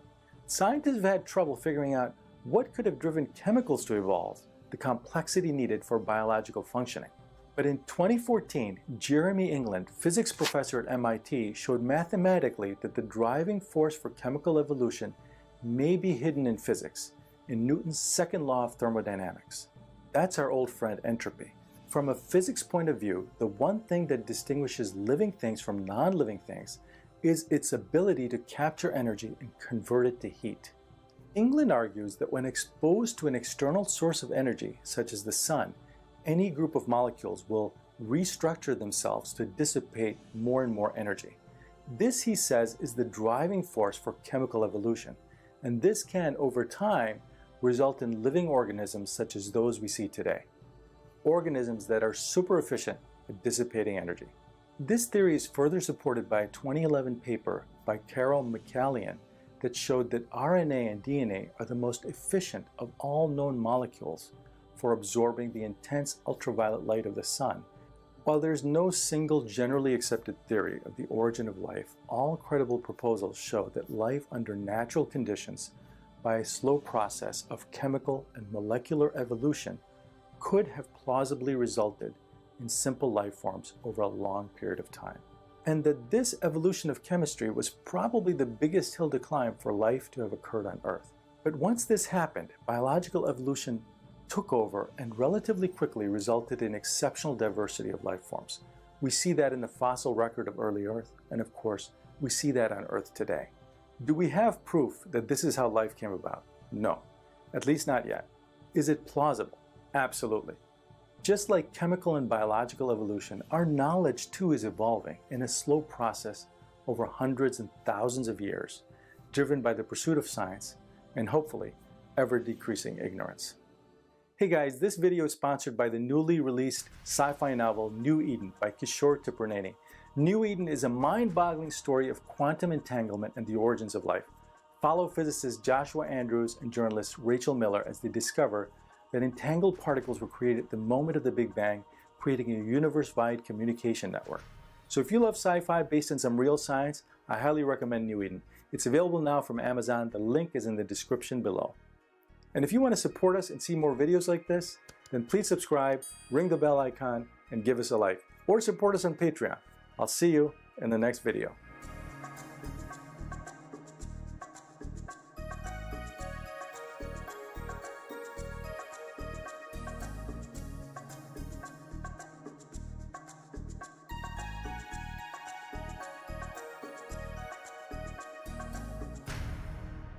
What did you think of that one? What do you think of that? Compelling or not compelling? Well, what I do have is another video called How Did Life Begin? History of the Earth. Now, I'm just wondering if that's just another point of view on how life began. I'm suspecting that it is. So what I'm going to do is cue it up And we'll come back with How Did Life Begin in just a moment.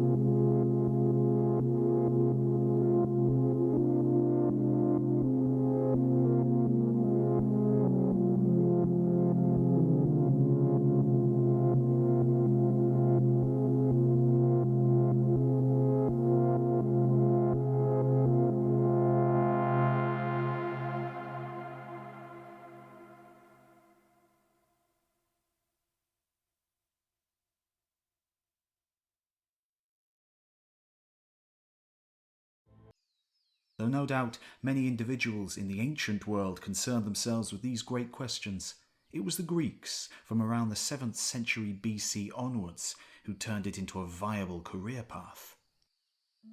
Many philosophers of the Greek world, the like of Epicurus, Lucretius and Plato, preoccupied themselves with where life came from. The overwhelming conclusion was that life begets life. But what of the first life? What begat that? In the 4th century BC, Aristotle concluded that living things arise spontaneously from non-living matter, as long as that matter contained pneuma, or vital heat. Worms, he surmised, arose spontaneously from decaying manure. Insects sprang forth from the morning dew, and eels slithered newborn from nothing more than wet ooze and rotting seaweed. Remarkable as this may seem to us now, Aristotle's ideas of spontaneous generation dominated thinking on the origin of life for nearly 2,000 years. The scientists that followed in his footsteps, devising ever more complex recipes for higher forms of life. Like early 17th century Dutch scientist Jean-Baptiste van Helmont, who reasoned that a dirty shirt left in a bin with wheat germ for 21 days would spontaneously generate live mice. Over time, though, the recipes for spontaneous life lost favour. Science advanced and explanations were found for the seemingly miraculous appearance of animals in old, abandoned heaps of dirt. But for the smaller, enigmatic creatures, bacteria and weird, single-celled amoebas, spontaneous generation proved hard to disprove. Finally, in the 19th century, French biologist Louis Pasteur devised an experiment to exclude any outside influence from a flask full of inanimate matter, a vacuum. When the flask remained sterile, the concept of spontaneous generation was proved to be false. Matter alone could not make life, after all. To this day, no laboratory has been able to pull life from its absence. Frankenstein remains a fiction. Life, and only life, has continued to beget life. And yet, we know today that the Earth formed more than 4 billion years ago without life. No living thing could have survived the convulsions of the Hadean Eon. But here we are today, on an Earth brimming with, overflowing with living beings of every imaginable form and function. From rainforest to desert, from the highest peaks to the deepest ocean depths, life thrives. So, it is abundantly clear At some point between 3 to 4 billion years ago, matter did make life. The final act of spontaneous generation in history, the origin of life on Earth. The questions that remain are how and from what?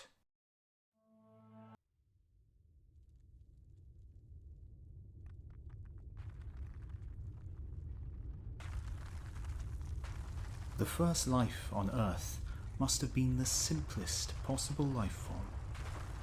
No mice could have sprouted spontaneously into being on a late Hadean eon Earth. In order to decipher where life came from, we must first consider what exactly life is at its most basic level. A monumental task requiring all the efforts of modern scientific technique. In most education systems, humans learn to define living things by what they do, animals, plants, and fungi taking steps to maintain themselves, grow, and reproduce.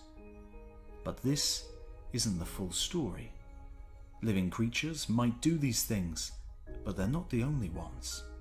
By this definition, we would class some crystals as being alive, or computer viruses, algorithms even. Today, this is not the standard definition for the origin of organic life on Earth. Instead, we need to zoom in to the microscopic level to see what living things are made of.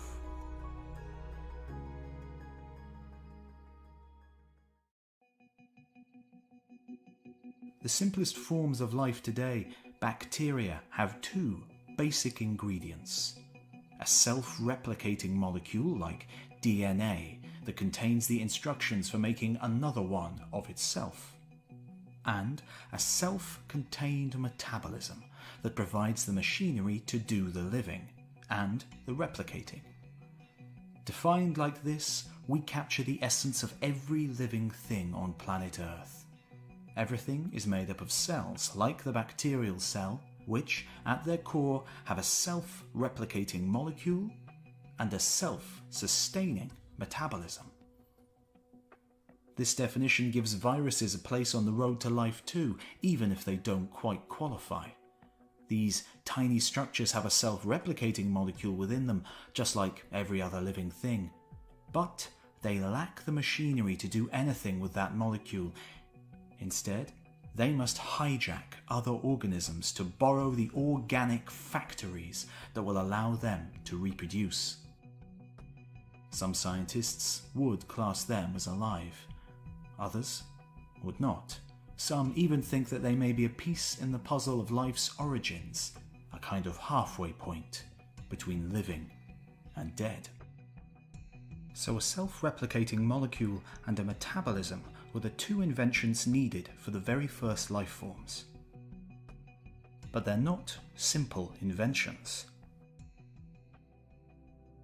Our DNA is a giant, complex macromolecule, a long double strand made up of millions of smaller, simpler molecules. They themselves built from atoms of carbon, oxygen, hydrogen, nitrogen, and many more.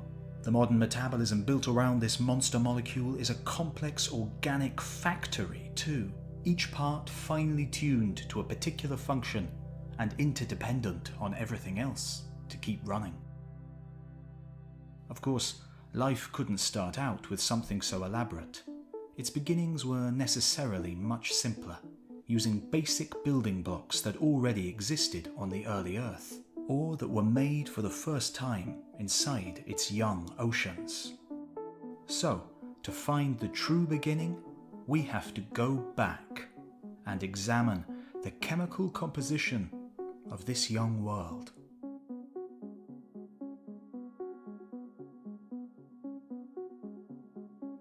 Of all the possible elements in the universe, 94 occur naturally on our planet. Every element is characterized by its behavior, its affinity for other elements, and the energy needed to make or break connections. Some don't react at all. Others, like silicon, react slowly, needing huge amounts of energy to restructure its molecules. Silicon is abundant on the Earth, but not a good candidate for shifting, reactive, biological life.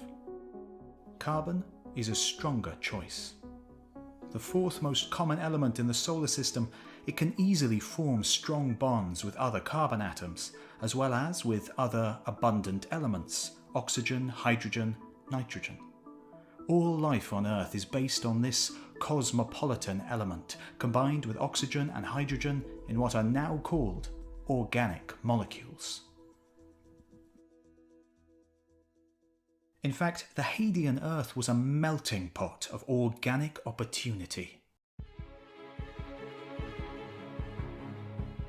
Sugars, which were destined to become the backbone to our genetic molecules and the fuel for our cellular factories, were made with cosmic chemistry and formed in the star-forming regions of the Milky Way.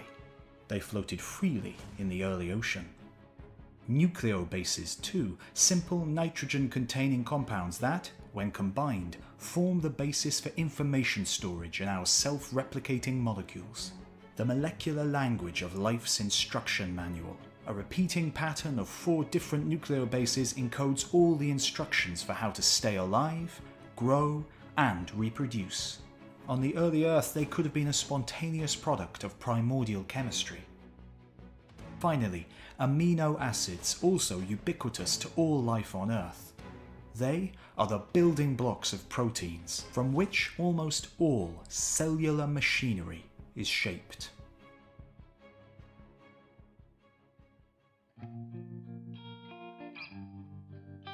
To prove this, back in the 1950s, 2 American scientists, Stanley Miller and Harold Urey, designed a now famous experiment to try and create these amino acids from what they believed the composition of the early atmosphere to be.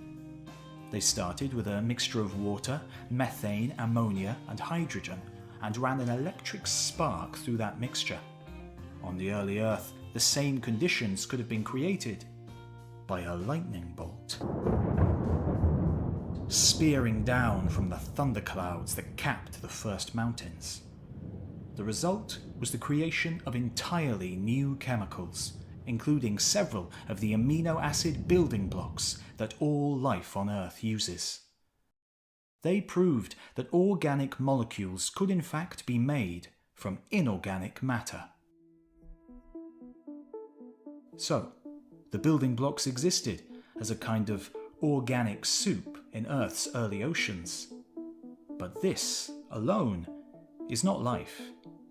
The molecules must come together in a very specific way to form self-replicating molecules and protein machinery, the key to life. And therein lies the paradox. Today, almost all living things use DNA as their self-replicating molecule. The patterns of nucleobases in the molecule encode all the instructions for growing and reproducing, and making proteins. But of course, to actually do these things, it needs protein machinery to read the instructions, interpret them, and make new components. It needs the hands to do the work. So, proteins are needed to read and reproduce the DNA, but the DNA instructions are needed to make the proteins in the first place. It's the ultimate conundrum, the original chicken and egg. What came first, the proteins or DNA? We are back at the beginning. Our primary problem, the loop, continues. Life begets life yet again. Yet, the true answer is probably neither the DNA or the proteins. Scientists today think that another molecule bridged the gap, the true prototype for the complex machinery that powers our existence, the true beginning of life on Earth.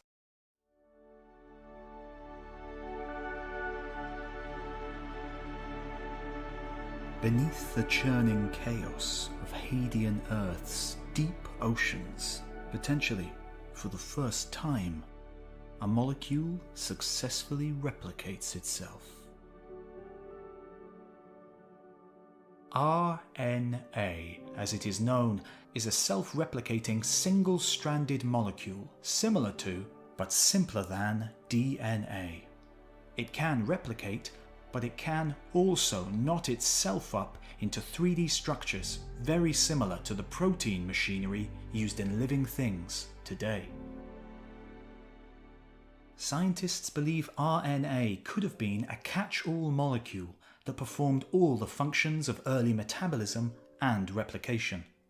The result would have been what scientists call the RNA world, where all of biology is made up of this single-stranded nucleobase pattern.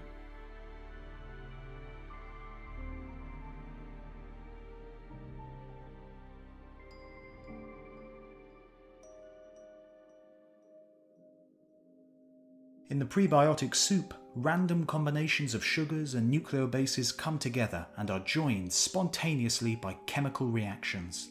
Some break apart again, but some stay stuck and continue to grow into long strands, one nucleobase after another.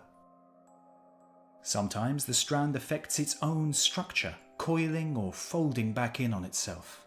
In this way, a kind of pre-life natural selection takes hold, to select the kinds of molecules that are structurally stable and mechanically useful. The stable strands can act as templates for replication, for making another identical to itself, the bunched up strands acting as rudimentary machines to help that replication along. A whole ecosystem of different RNA molecules emerges, proliferating and diversifying, more stable strands replicating more successfully, floating freely within the primordial soup. But this, too, is not yet life. The RNA ecosystem alone is a fluke of chemistry, not a self-sustaining organism. Any chemical imbalances in the primordial oceans could have collapsed and destroyed the entire RNA world. Even the smallest puddle on the primordial Earth is a big place for a fragile strand of RNA. The chemicals needed for metabolic chemical reactions being impossibly diluted, the chances of them running into each other are vanishingly small, promising reactions all the while being disrupted by other chemicals floating around in the water. So, for metabolism to really get going, the reactions needed a box to happen in, separated from the outside environment, where chemicals were concentrated and where the RNA could help direct the composition within.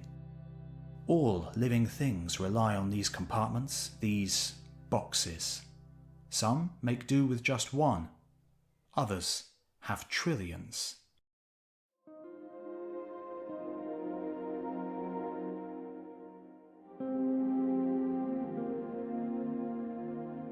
Just like the machinery within, the earliest cells probably looked very different to today. Modern cells have infinite variety and complexity, but the earliest cells would have been much simpler. But there's a good chance they were made of similar material, called fatty acids. These too would have formed spontaneously from chemical reactions in the prebiotic soup, but it's their interaction with the surrounding water that makes them special. Fatty acids and their molecular relatives have a two-part structure. Part is attracted to water, while the other part is repelled by it. So, what does a fatty acid do when it finds itself immersed in water? It cannot tear itself apart to satisfy both halves of its bipolar nature. Instead, it seeks solace in groups, spontaneously self-organizing into spherical structures that shield the water-hating portions while allowing the water-loving parts to bathe in the soothing wash. Fatty acids may not have been the most abundant molecule on the early Earth, but their spontaneous self-organization makes them promising candidates for the earliest protocells.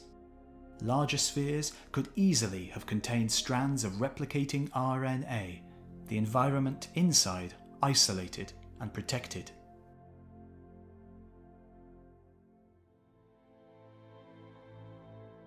Chemical reactions can happen in this new concentrated internal environment. They can be influenced and directed by the RNA strands, and the changes inside influence the strands themselves. The first tentative metabolisms arise, natural selection of chemical stability, meaning that only those concoctions that favour self-preservation and perpetuation can stick around. From star-born atoms and molecules concentrated on the young Earth's volatile surface, giant macromolecules formed, found ways to reproduce and pass their success on to new generations, with survival the sole purpose, improving and warping along the way. Just this one time, life arose spontaneously. Matter begat life, allowing life to beget life for another 3.5 billion years and counting.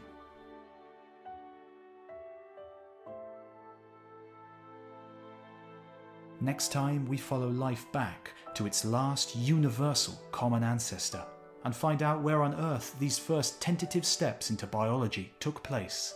We'll explore the controversy around the very first fossils and consider the possibility that life itself may have been delivered from space.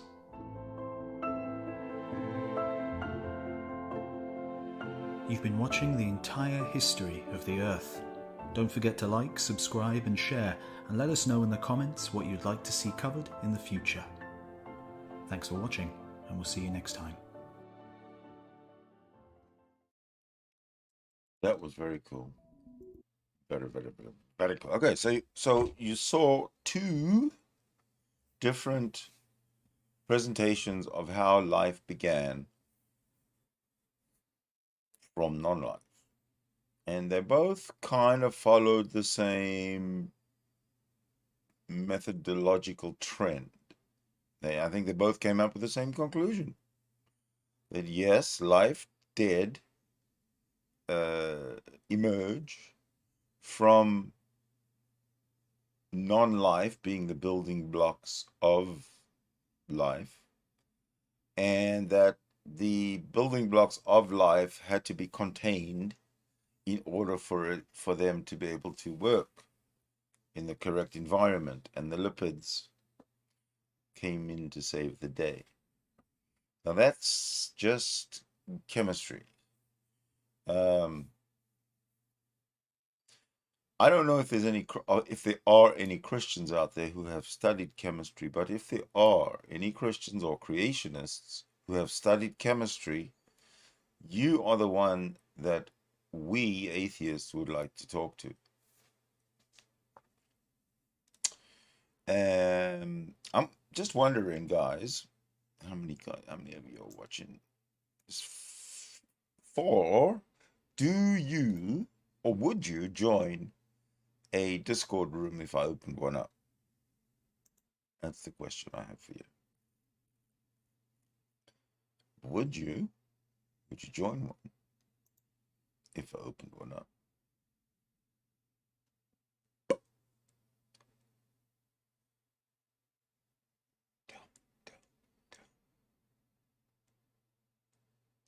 Tell me, please, what to do.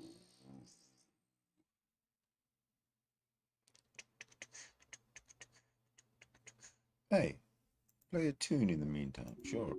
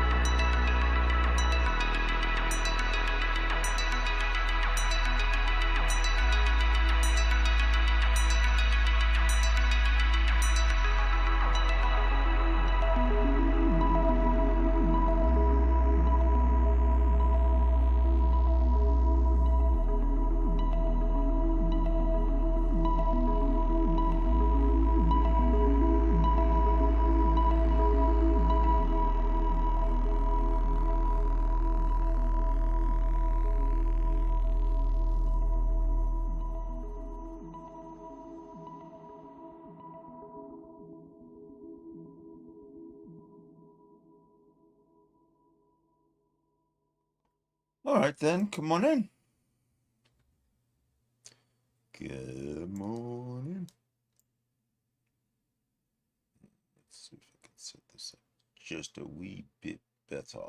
Better, you do.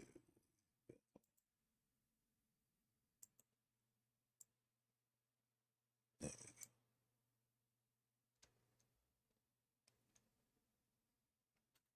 go. So here we go. Da-de-dum-da-da. Discord room is open.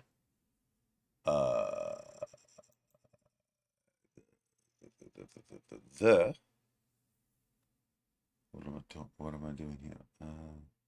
Okay. Yes, I'm gonna put this into the link into the stream, into the description of the stream. It's the least. There is one in there. I don't know if it's the right one though. Yeah, it was the right one. So yeah, the link is in the chat, on the top of the chat, or it's in the description if you'd like to join the Discord. I know Bill's about to come in. I know Discord updates take a while because they spin and spin and spin and spin and spin and spin and spin and spin and spin and spin. And then when you expect it to have spun enough, it's spin and spin and spin and spin some more. At least that's my experience.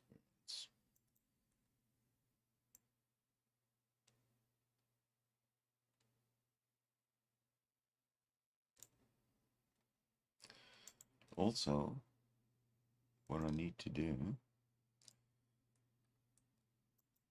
is unmute and undeafen. There we go. Now anybody can actually hear me.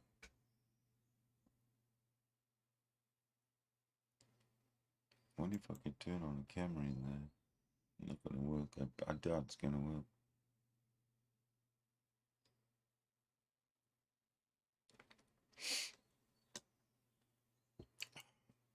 Tell you what. Let's get myself out of the picture. And let's see if we can get a camera working in the room. In the actual. I think that would be nice. So bear with me while I give this a try. All right, so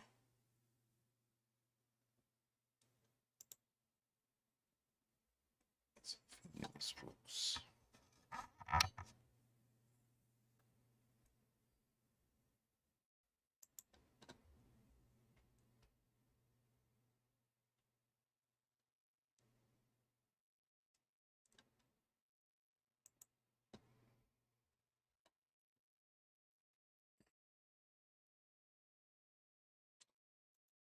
Try something else.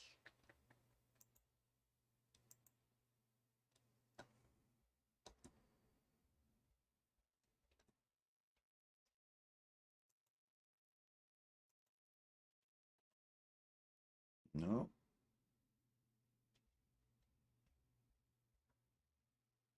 Okay, I'm gonna try.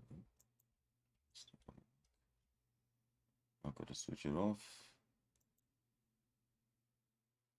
and then I've got to switch it on.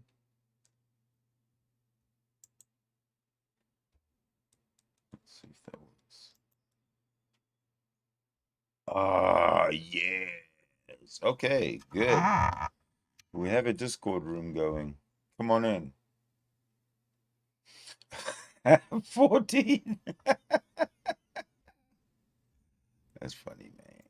You're a funny man. 14 Discord updates. Yeah, but I understand what you mean. All right, so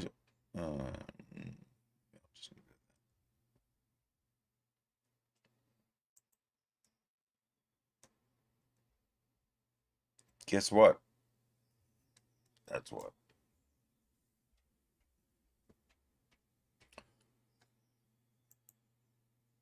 music. We need music while we're waiting for Bill and others to join.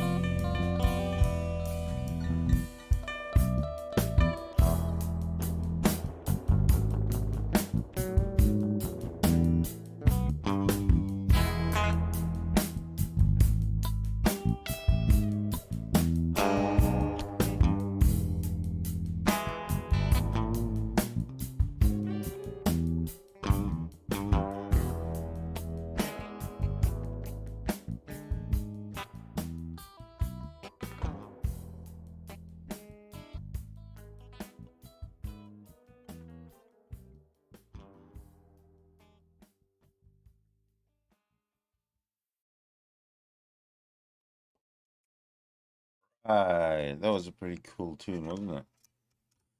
The Discord room is open. Please come in.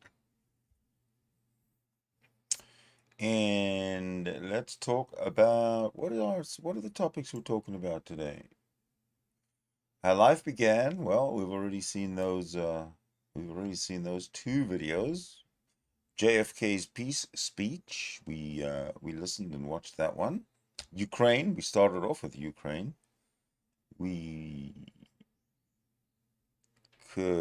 Something is resisting you, Bill. This is not good.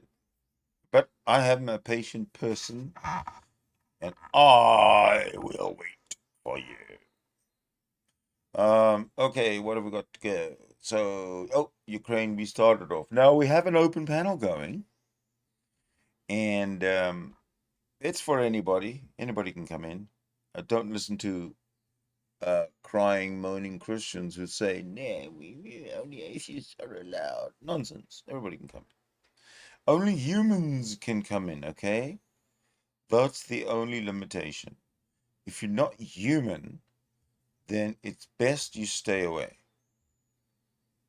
That is the limitation that I'm putting on the crowd. So you come on in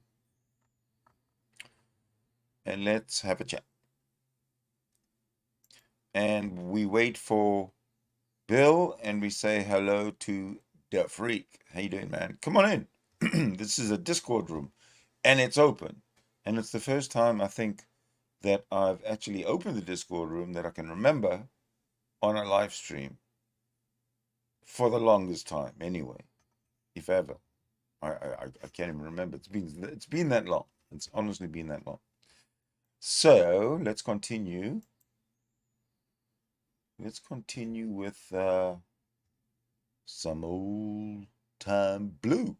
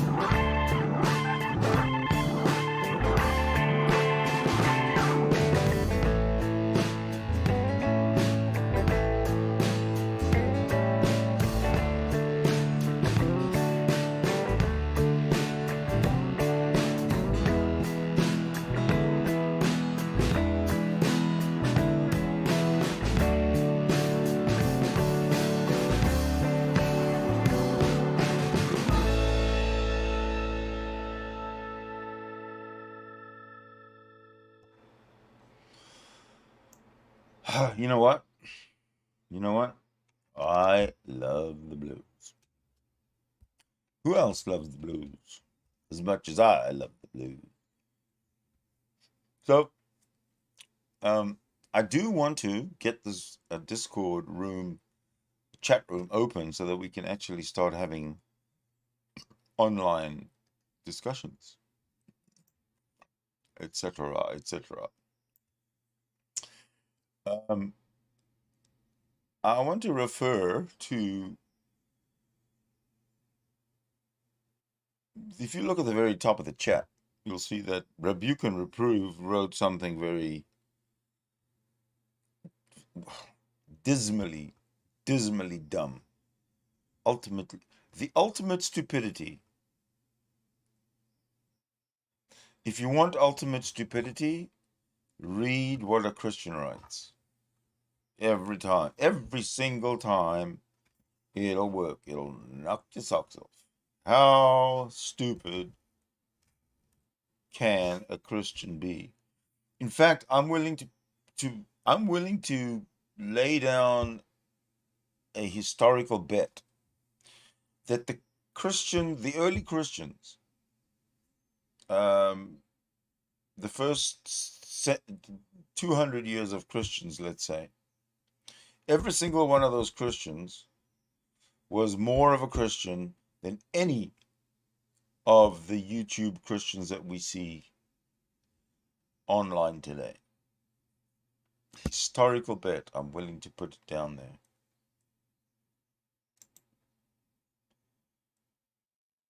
Okay, sorry, let's see. Back to Bill. Still trying. The freak, don't let me have a voice chat open and have to communicate with people who are hiding in the chat. That doesn't make sense. Come on in.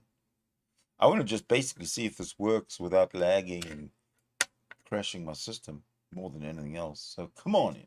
Help me with my experiment.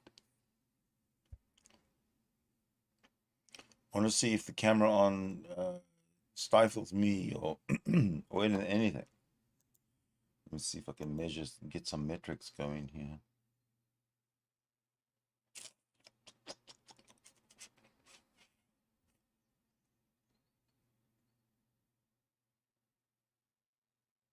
But I will have you know that this will be my plan going forward, to start up these rooms where you can join. You don't have to have a camera. You just have to have a voice, and we can chat it up. Essentially, my challenge, even though I've declared victory, but my challenge still stands to anyone who can prove me wrong, right? My claim is all gods are imaginary. Prove me wrong. Tell you what, this is how you're going to prove me wrong. You'll come into the room. I will sit back and I'll listen to your presentation of proof, evidence, whatever. Prove me wrong that all gods are imaginary. Prove me wrong. That's going to be the focus point of this channel, but pretty much anything else goes. Fair enough. No one can join today. I understand that. It's not a problem. So what we'll do is we'll call it a day for today, and we will leave with something classical. Okay? I would love to thank each and every one of you for joining, sharing, trying to connect. No problem. Next time we will. And next time will be soon, I hope. And so to every single one of you, thank you for watching. Thank you for joining the chat. Thank you for liking this stream. Thank you so much for subscribing to my channel. And there is a PayPal link at the bottom if you would like to show me some real love. All right, until we meet again, bye-bye.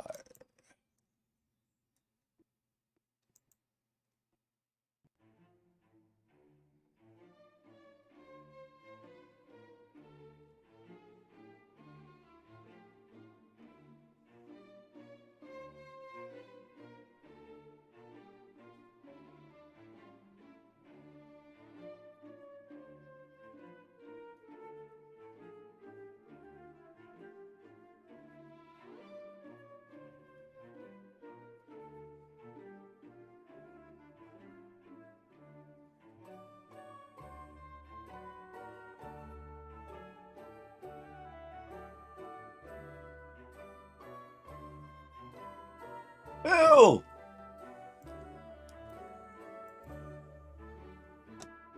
Hold on, Bill.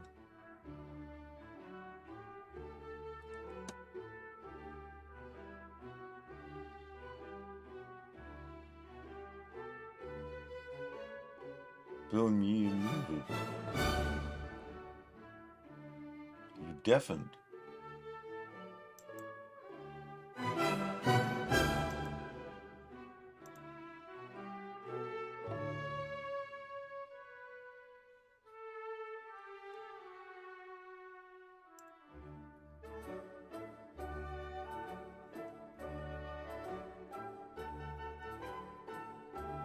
Tell you what.